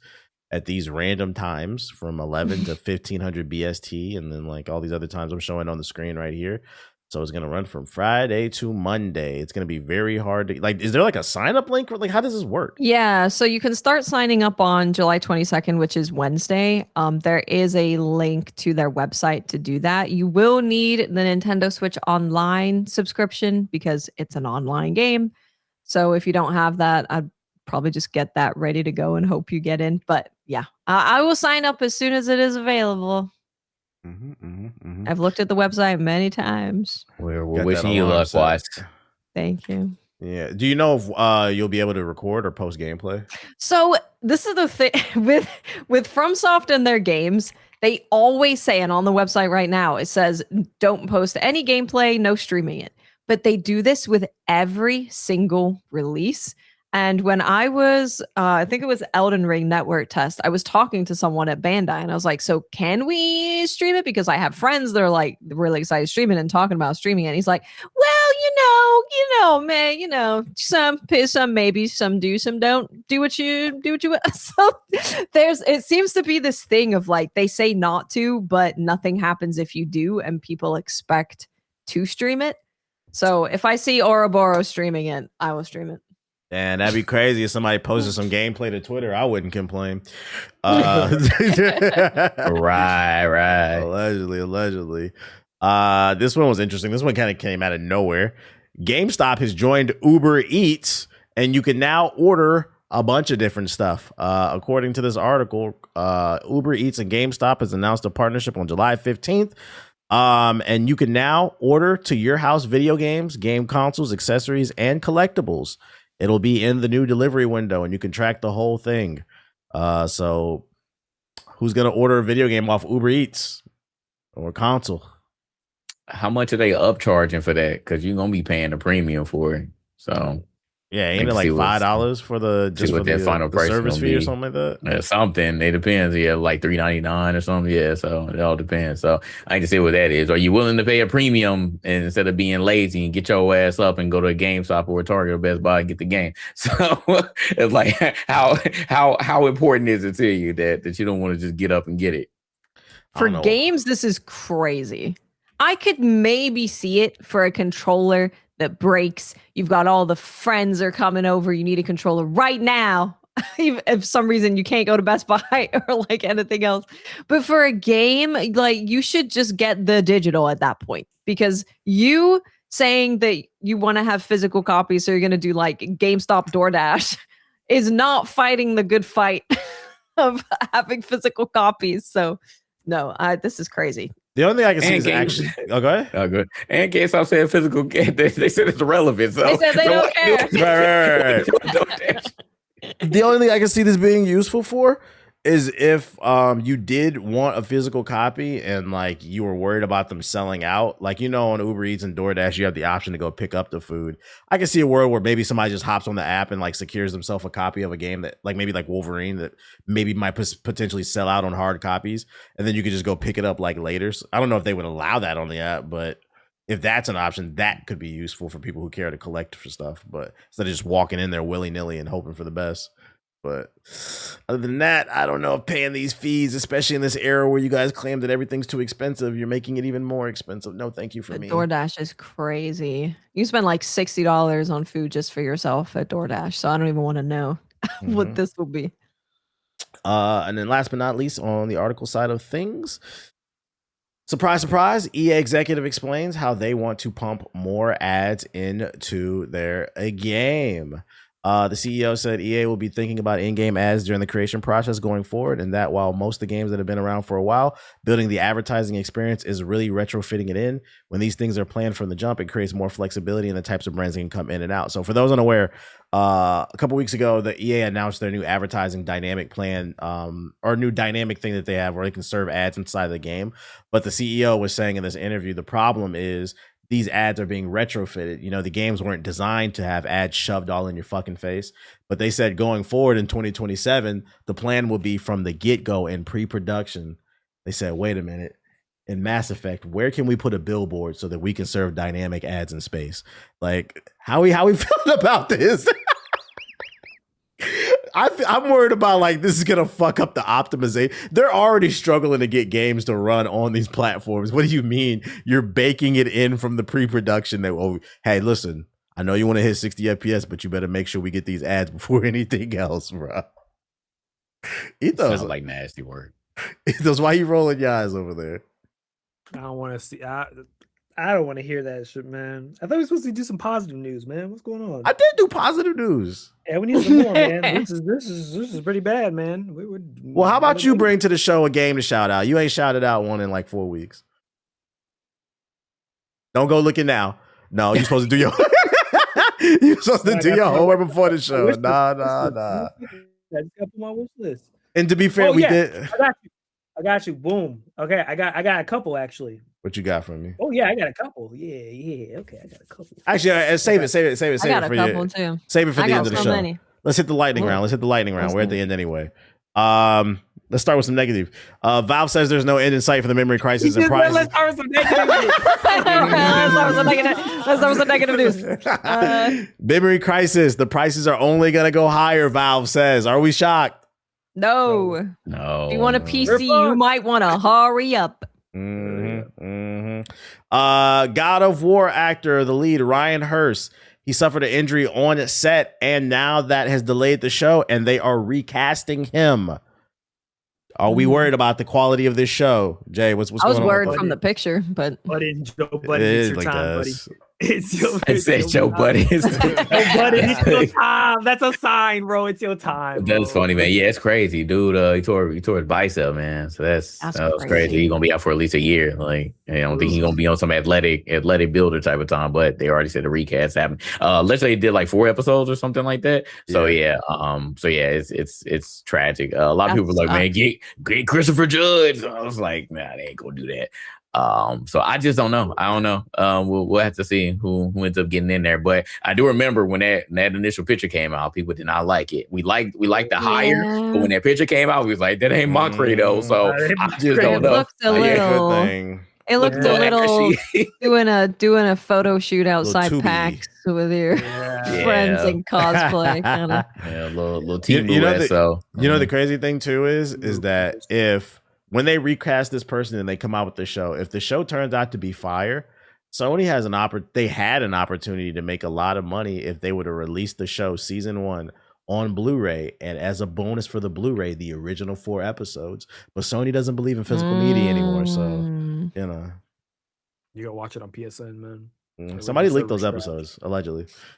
Here's some positive news, so you can shut the fuck up, Ethos. Thank you. Sony patent. It's good news, but it's like, it should have been there in the first place. Sony patent hints at a possible cooling change for the PS6. So to summarize this article, Sony just filed a patent that solved the problem with the metal leaking inside of the PS5 when you stand it up. They fixed it, so now the PS6 will be able to properly cool itself. How do we feel about that? I mean, it's good. It's yay! I don't say anything bad about it, but yay, not overheating. That's when you're trying to talk about that PS6 though right now. You better not be trying to bring that joint out. But good. I mean, you finally figured something out that shouldn't have been the thing in the first place. Should have been a problem in the first place because it's dangerous. But yeah, sure, it's a good thing. Yeah. Well, that's cool. But it better work for $1,000. Oh, you put this in the group chat. Here's something positive. Those Galactic Contention. It is a mod of which game was it? Squad. They took the Squad game and they completely reworked it into a different game, which looks like a type of Star Wars Battlefront game. Running on Unreal 5. It looks pretty good. I showed this off on stream the other day. And a lot of people were like, wait a minute, this looks like it's worth playing. It looks like the fans might potentially make a better Star Wars Battlefront type game than others. But what excited you about this one, Ethos? Why'd you link this one? Yeah, I mean, I enjoyed Squad. I spent a lot of time playing Squad. They've been busy trying to like optimize it to go from 4 to 5. You know, everyone's fear about UE5 slop, so they're scared. Oh, it's gonna be unoptimized, but it seems like they've done a pretty solid job so far.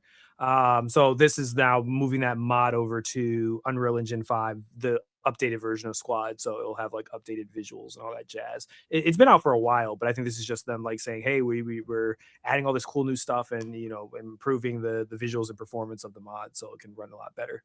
So yeah, I mean, I'm a big Battlefront fan, so anytime I see something like this where it's like big warfare and skinned with Star Wars, I'm usually down to try it out and immerse myself.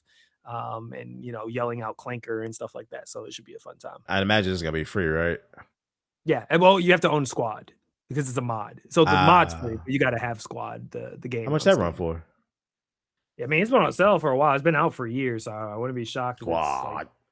I would say it's if you like Battlefield, I've told people if you like Battlefield, you'll like Squad. If you want something a little bit more hardcore, but not like Arma levels of like, every inch you move, you could get shot and your gun's bad. Like it's like a very, like, if I could describe it, like Battlefield's here, Arma's over here, Squad's like right in the middle, somewhere in the middle, where like you want to have that Battlefield like over the top feel, but you're not like giving accurate war call outs and you're not calling your commander in for war strikes and stuff like that. It feels authentic, but not super realistic. It's authentic. There's a couple beats of realism, like, bullet drop and stuff like that, but it doesn't go like full on. Everything has to be 100% realistic.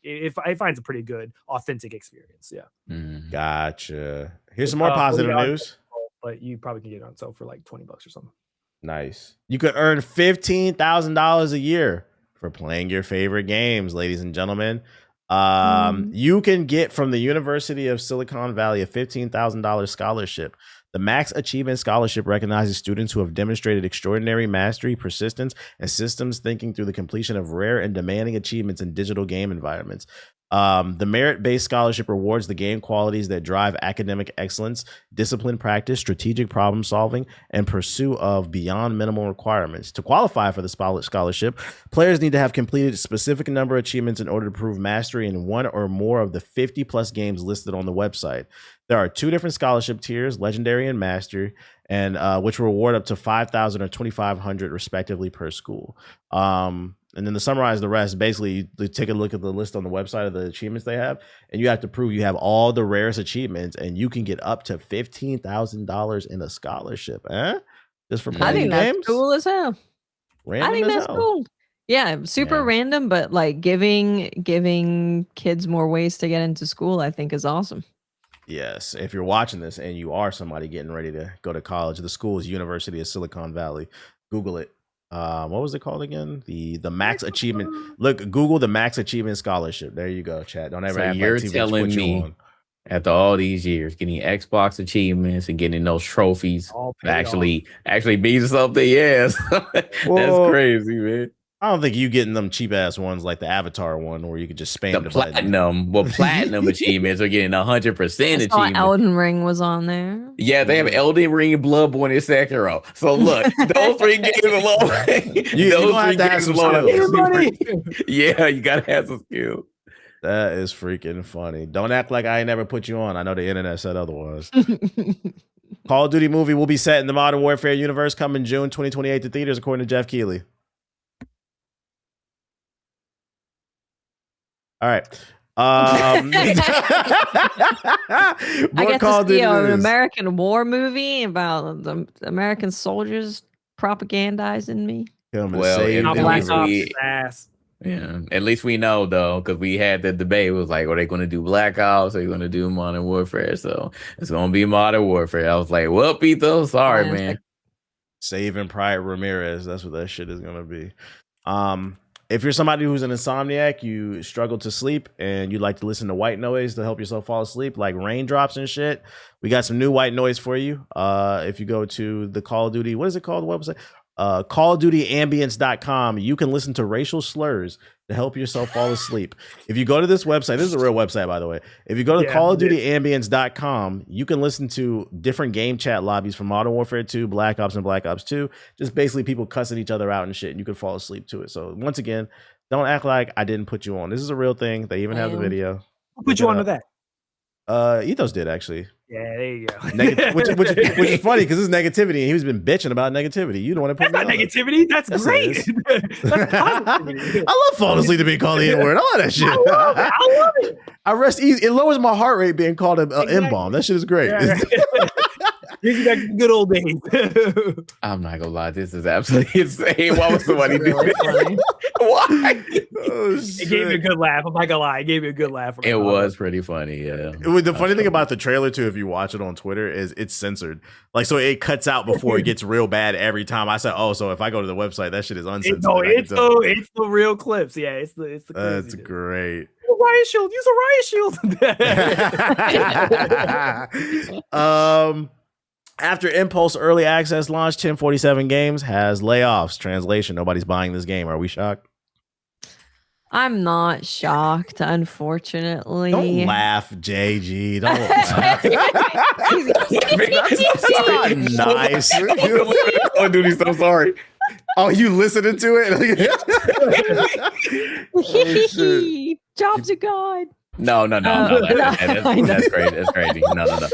No, we know. It's I think the gameplay was fine, man, but the world was uninspired, and I don't think the art looks particularly good, and the Titans are not inspiring either. Yeah, I thought the art was too generic. It looked like some bootleg Fortnite. I thought the movement was good. It's just the gunplay was terrible. And my thing is, like, the thing that should matter the most in a first-person shooter is the gunplay, and it felt clunky on controller and mouse and keyboard to me. So I was like, yeah, I don't think this one's gonna stick that landing. It's to the point where like I think somebody, maybe I'll do it, need to do a video essay or a documentary on who is funding 1047. That's gonna be the title of the game. Who or the video? I got money on Saudi Arabia. Hold on. Let's take obvious. Is that why he wore the hat on stage? Let's take bets. Do we think they're gonna get funded again for another game? No, I think they're They could. This is their third game that they're releasing, right? Yeah. Funding, their big investment came from the first Splitgate being a massive. Yeah. This is their fourth game, actually. This is their fourth game. Is it their fourth game? Yeah, because remember they had Splitgate 2, then they took it down and then they relaunched it, so it counts twice. It was a different game, so this is their fourth game technically. I think they're going to try again with another Splitgate. I think they're going to try to do a 3. Yes. I think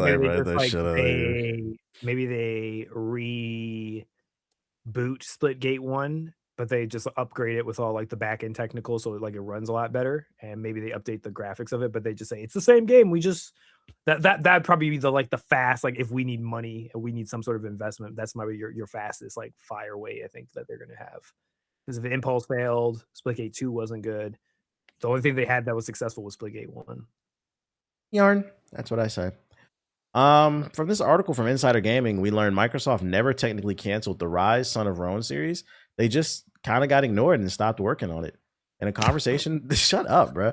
In a conversation with IGN, former Crytek employees who wish to remain anonymous revealed several details about the Rise series, including plans for future projects, settings that were considered, and other details. However, the devs also revealed how work on the future projects eventually stopped. Reports revealed that when Rise was pitched as a franchise, the response Crytek received from Microsoft was that this was the most cohesive and well thought out IP pitch we had ever seen, and then they just never heard back from them. Listen, if I thought about it for a second and I said, what is one of the most like, I feel like they've done stuff, but they're probably the most like forgotten game developer that you just Crytek has made some mean mid, boy. Crytek like literally created one of the most demanding video games of all time with Crysis. Can it run Crysis? Yeah. Pretty face, no personality. That was a thing. And to their credit, I think, in my opinion, they have made the best extraction shooter. That Hunt Showdown was gas. That they were cooking. They made that. Yes, I think that was they were cooking with gas. That game is gas. I think, in my opinion, that's that in Marathon. Like, there's different reasons why I like one or the other, but Hunt from that like more like realistic, grounded type of feel. Oh my god, I don't think there's any extraction shooter that feels as visceral as like Hunt does. Even though it's technically not an extraction, it's a hunt extraction. Like you're hunting the bad thing, and then it's like Monster Hunter. It's Monster Hunter with extraction. A lot of that's how my Mylan tried to get me into extraction shooters, being like, it's kind of like monster hunting. So you like prepare for a hunt before you go, and then you have a target. Hunt Showdown is the closest I could say to that. I would actually say it's pretty close to monster. You're picking your loadout, and then you're going in, and you hunt a monster when 2 other hunters are trying to also hunt that monster. Cool world, they did that. But if I think about, like, if we could like think about, we're just like, man, the greats, like the great developers over there. I feel like Crytek just gets like, it's like the cousin that's forgotten. You just forget about him, and then something like this story will come up, and you laugh because you're like, damn, like y'all still open? Like, I thought they shut down. I thought Crytek shut down back. Hey, what's keeping the lights on? I think it's Hunt. Hunt's the only project they have active. I know for a fact. Ooh. I'm gonna look it up, Steam. Okay, I'm gonna say something, and I don't know if I'm gonna get in trouble for saying it. I know for a fact, and I'm not gonna say how I know, but I know for a fact they were working on Crysis 4. I do know that as a fact. It's the Hunt. It's the Hunt keeping the light. They have a respectable audience. So right now there's 10,000 people playing, but in the last 24 hours they've had over 31,000 at its peak. So it has a healthy community. They actually are very active with that game because that's all they have. But I know they were trying to get Crysis 4 funded, and they were working on it, and kind of like what you said, Rise. They were pitching, like preparing to pitch a lot of stuff. And I think like they just couldn't find, they don't have the money to do it themselves, and they can't find a publisher that wants to fund a Crysis 4. I remember when Rise got when it first got announced. They was really pushing that shit. It was a launch title for the Xbox One, and then the review. I was looking forward to it, and the reviews came out. They said that shit was ass. I was like, yeah, I'm good. I played it too. What'd you think of it? Gameplay wise, it was painfully mid. Like the graphics look good, but just everything else was painfully mid. So I played through it. So it was just there. And I almost forgot about it. So the crazy thing about this is it said in this article that Crytek didn't want to give rights to Microsoft, and they like, well, we're not going to fund anything that we don't own. So, it's typically the way that it goes in business. Dance with the devil. Unfortunately. Once again, man, even back there, see, well, look at Microsoft, look at Xbox. Hey, but look, if there's all 2 Rise fans out there, that means there's hope. There could be another Rise game because technically the series was never canceled. It was just forgotten. Yeah, somebody it wasn't killed first. It wasn't murdered. It was just forgotten. It kind of checks out because we've heard from a few developers that are like, we're trying to talk to Xbox and they won't answer my emails. They don't want to hear it. Yeah. And then last but not least, one of the most popular games of last year, Dying Light the Beast. They took to their Twitter to announce that the PS4 and the Xbox One versions are canceled. Explanation, that shit is trash. They can't get it to run. They don't want to waste their time and resources. I'm not shocked. I just wanted to slander PS4 people and remind them that you have a teenager, not a console. A round of applause. Thank you. Get your PS4 yarmulke because it's that time. They're transitioning into manhood. That's all I got for y'all. Y'all want to shout them games out before we get into the final statements? What games y'all got for me? I got a positive thing that kind of happened last week for you about Emberville. God damn it! That was one of the games I was going to recommend. Well, it's an early access release date, which is October 27th. Which could be a really good November game for anyone looking for a November game. This could be a good one. It's kind of a mixture of like Stardew Valley and dungeon crawling, and you can like freely pick your classes. And it just seems like it's going to be one of those games that you put a ton of hours in. And they also announced their voice cast this last week. Insane. They got like Matthew Mercer from Baldur's Gate Critical Role. They got Jennifer English, Harriet Mayo, you know who she is. Ben Starr, you know him. They got Leon from Resident Evil. Oh, you know what? I think I seen a tweet for this game because somebody had quote tweeted the announcement and said, "How did they afford all these voice actors as an indie studio?" Yeah, they have like an insane voice cast. Co-Carnage is putting a lot of money behind this game, so that's partly where they get. Can I also like burst people's bubble? Just even though these people are on the bigger side, for those unaware, voice acting does not make a lot of money. That's also the thing too. So it's not traditional acting. It doesn't make a lot of money, and also like someone could be a really good voice actor, but the voice direction needs to be really good and the writing needs to be good. Because I've heard voice actors that I really like in one game, and then I hear them in another one. And I'm like, what the? That's the same person? People do it for the love of the game primarily. It's not like a thing that you're gonna make a living off of. Voice actors are actually some of the best people that you can reach out to and just say like, look, I don't really have a budget for this thing, but I really like your work. Could you help me out? And a lot of them will be like, yeah, I could do something. They're really, really awesome like that. Cool. What were you gonna say about Emberville, Ethos? Seeing as that's what I was gonna bring up because I saw that it's like Diablo meets Stardew Valley. I think that's the way it's supposed to describe to me. Yeah. I never played Stardew Valley. I heard it was fire. And this game, I was like, I'll try this game out. I was gonna say, hey, would you guys like to play? And then I found out it was just single player. So I said, oh. Are you gonna play the Stardew Valley cards in Magic? No, I'm not. So that's 2 times you missed it. You don't really care about Stardew Valley. I don't. Fraud. I don't. But I'll I'm gonna check out Emberville. Yeah, I'll check it out. I'm gonna see if that might be a November one. I'll wait for the reviews. I'll see what it's hitting for. I looked at the gameplay. I pulled it up. It looked all right.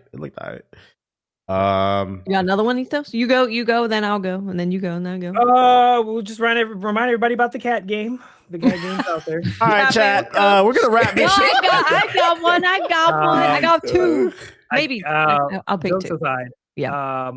So here's one. I still stay tapped into the Black game devs. Shout outs to the Blacks of game devs. I saw this one that someone was promoting in the Discord that I'm in. Yeah, there's a group of us, and we're all sitting together and planning about how we take over your jobs. And I'm just kidding, but I know we give like cool little like industry advice, and we're sharing cool intel in our games. Hey, tell them let me get a job. I'm trying to get some more voice acting gigs. Okay, I mean they're looking for voice actors. I'm being dead ass right now. Yeah, I do it for the low though. I know you and Myth are both like, we need some voice actors. Yeah, I'm just trying to get my resume up. I'll do it for the cheap. I need you to voice my game. So there's this game called She Dreams Elsewhere. It is a surreal adventure RPG where you must delve deep into your psyche, confront your inner nightmares, and escape a never-ending dream. It's done by a studio named Studio. I can't pronounce this, but this is their first game, it looks like. I don't know if it's 100% my type of game, but I do think the art style is kind of, I think if you're like a Undertale person, like you like Undertale, I know there's quite a bit of those people. It seems like it's inspired by that. But the reason I saw this game and I was like, oh my God, holy shit, this is insane, is because I'm trying to pull up the what's it called, the message for it when I saw it. Oh, here we go, promo. They had posted in the Discord a screenshot of their game development on it, and I shit you not, there is a screenshot that says if you go through it, there's literally one of the NPCs tell you, eat up nigga, you ain't that special, because she's trying to eat some humble pie. Nope. That's the actual line in the game. It is an actual line in the game. I will put it in the signal. It is legit a dialogue item, a description for one of the items of the game. So I was like, oh yeah, this is Black. This game's a visual trip.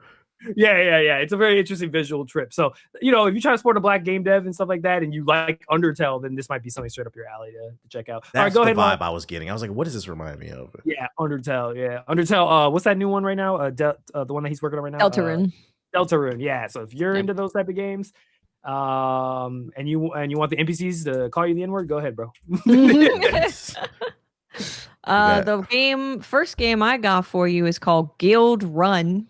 All one word, Guild Run. I saw that. I'm playing it right now, actually. So this game, it has a demo. People seem pretty happy about it. But it is a roguelike PvE auto battler. I haven't seen an auto battler in forever. But the thing that really stood out for me is like the character art is fire. The character art is I like this art. Good. Yeah, the art style is sick. I was like, hold on. And you can really like change. So each of the heroes has a starting class and starting abilities, but then you can fully turn them into what you want them to be. And they say that there's over 500 unique ways to level up each hero and really make them into what you want, which I thought was really cool. So it just seems really extensive. Like the roguelike-ness seems really extensive of what you can unlock as you're playing. And yeah, I'm going to give it a go. Gameplay looks cool. The art looks fire. The level up RPG mechanics look good. No. Ethos? Did we bring up Precinct 9? Precinct? I don't think I can't remember. No. It's a cyberpunk police management game with waifu cops. That's on my wish list. And it's dispatch. There you go. That's all. It's dispatch. It's dispatch. I was gonna say this looks just like it, like a cyberpunk version. Yep. It's dispatch with like cyberpunk kind of pixelish art. But like the actual dispatch gameplay seems to be a lot more in depth than what dispatch did. Actual turn-based looks like combat. Yeah, it looks fire. Looks good. So there you go. It's on my wish list. Dispatch the big titty waifus. Okay. Yeah.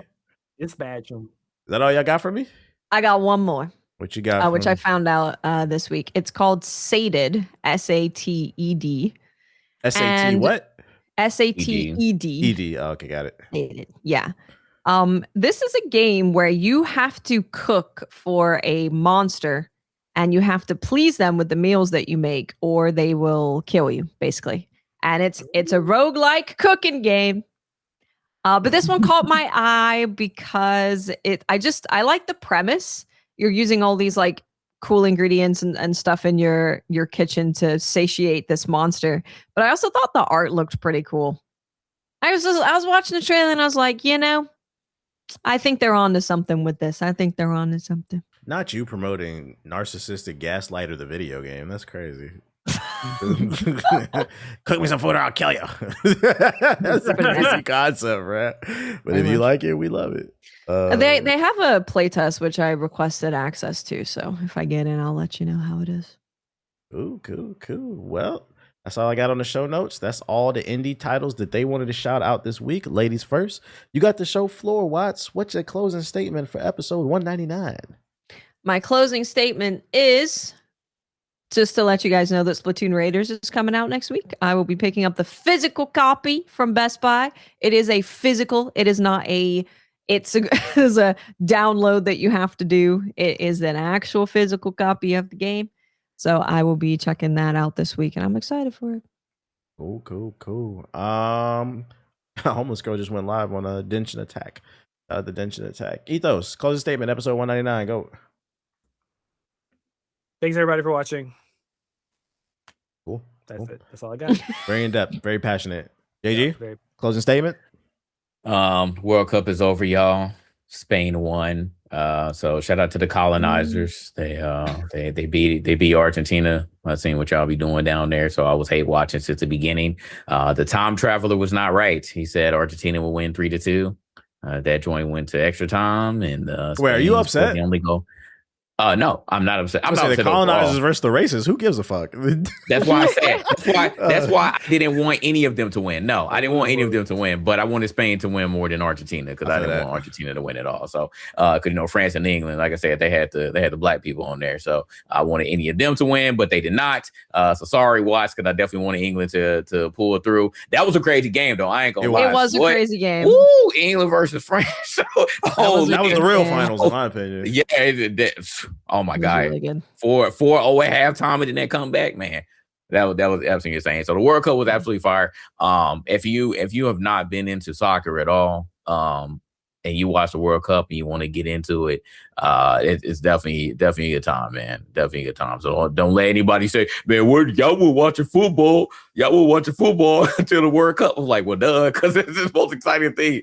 So because the World Cup is different than anything else. I've been to Seattle Sounders games. Sounders, like soccer, football is pretty big in Seattle, actually.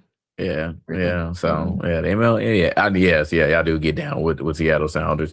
So yeah, I mean, I loved it though. World Cup was fire, and now all we have left until football season starts is the rest of this NBA action. We'll see who else gets traded before.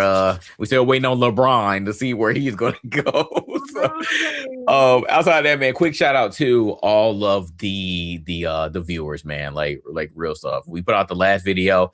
We got so much love. They were like, oh my God, I'm so happy y'all got a sponsor. Like, y'all have been like really rocking with us. I'm so happy that like we started doing this weekly thing with the podcast, and now look where we are, man. Like, I'm just hoping that we can continue this momentum and move on to bigger and better things. But again, shout out to y'all for all the positive support, like real stuff. It's been amazing, man. Yeah, I wanted to get a DC United jersey. I was looking at them last week, but them bitches is ugly now. I like the old ones. I gotta see if I can find a retro one because I used to have one. As far as basketball go, I was watching a video earlier today. One of my favorite basketball channels. The title of the video was "The Best Young Cores in the NBA," and guess who got ranked number 2 behind the Spurs, the Washington Wizards. I said, "That's crazy. Don't come over here. Don't come over here, man." Like it's just he's still one of those. I've never seen so many. I don't know if it's my algorithm. It's way too many positive videos on the Wizards now. I'm just like, nah. Just wait, TBH. I promise you. Just wait till the season. Don't dig yourself in a hole because if they make one mistake, they gonna be on your neck all. Well, it doesn't matter because if they do suck, I'll just be like, it's the Wizards. No, you can't do that. You can't do that. If you just worry about what's going on with Jalen Durant. You worry about that. Kate I needs don't care help. about that man, bro. I couldn't breathe in Michigan. Nobody wants him, and y'all don't want to pay him. He's stuck, boy. That's what I think about the notes. Yo, fuck Canada. Y'all smoked us out. I couldn't breathe for literally a week. I was literally living in Fallout. That was terrible. I don't know if any of y'all felt that. what happened? It didn't reach forest us. fire? The smoke didn't reach us. Yeah. I saw it. I saw. I heard about it, but it didn't reach us. It was bad. Holy shit! I've never experienced that before. I never want to. I just 5 minutes, bro. I was already coughing. I was about to fall on and die. Whoa. Yeah, man. Anyways, this has been Game Illuminati episode 199. If you're enjoying the show, hit the like button as well as the hype button on YouTube. Rate it 5 stars if you're listening to the audio version. If you made it this far into the show, leave a comment on the video version. Hashtag don't come over here. And we'll see you next time on the GI podcast. Peace. Where we need you to come over here and hit the like button. Hit that like button. The hype. The hype button, the like button, and the hype button. We need more sponsors. We're broke. Yeah, absolutely. Please send them over.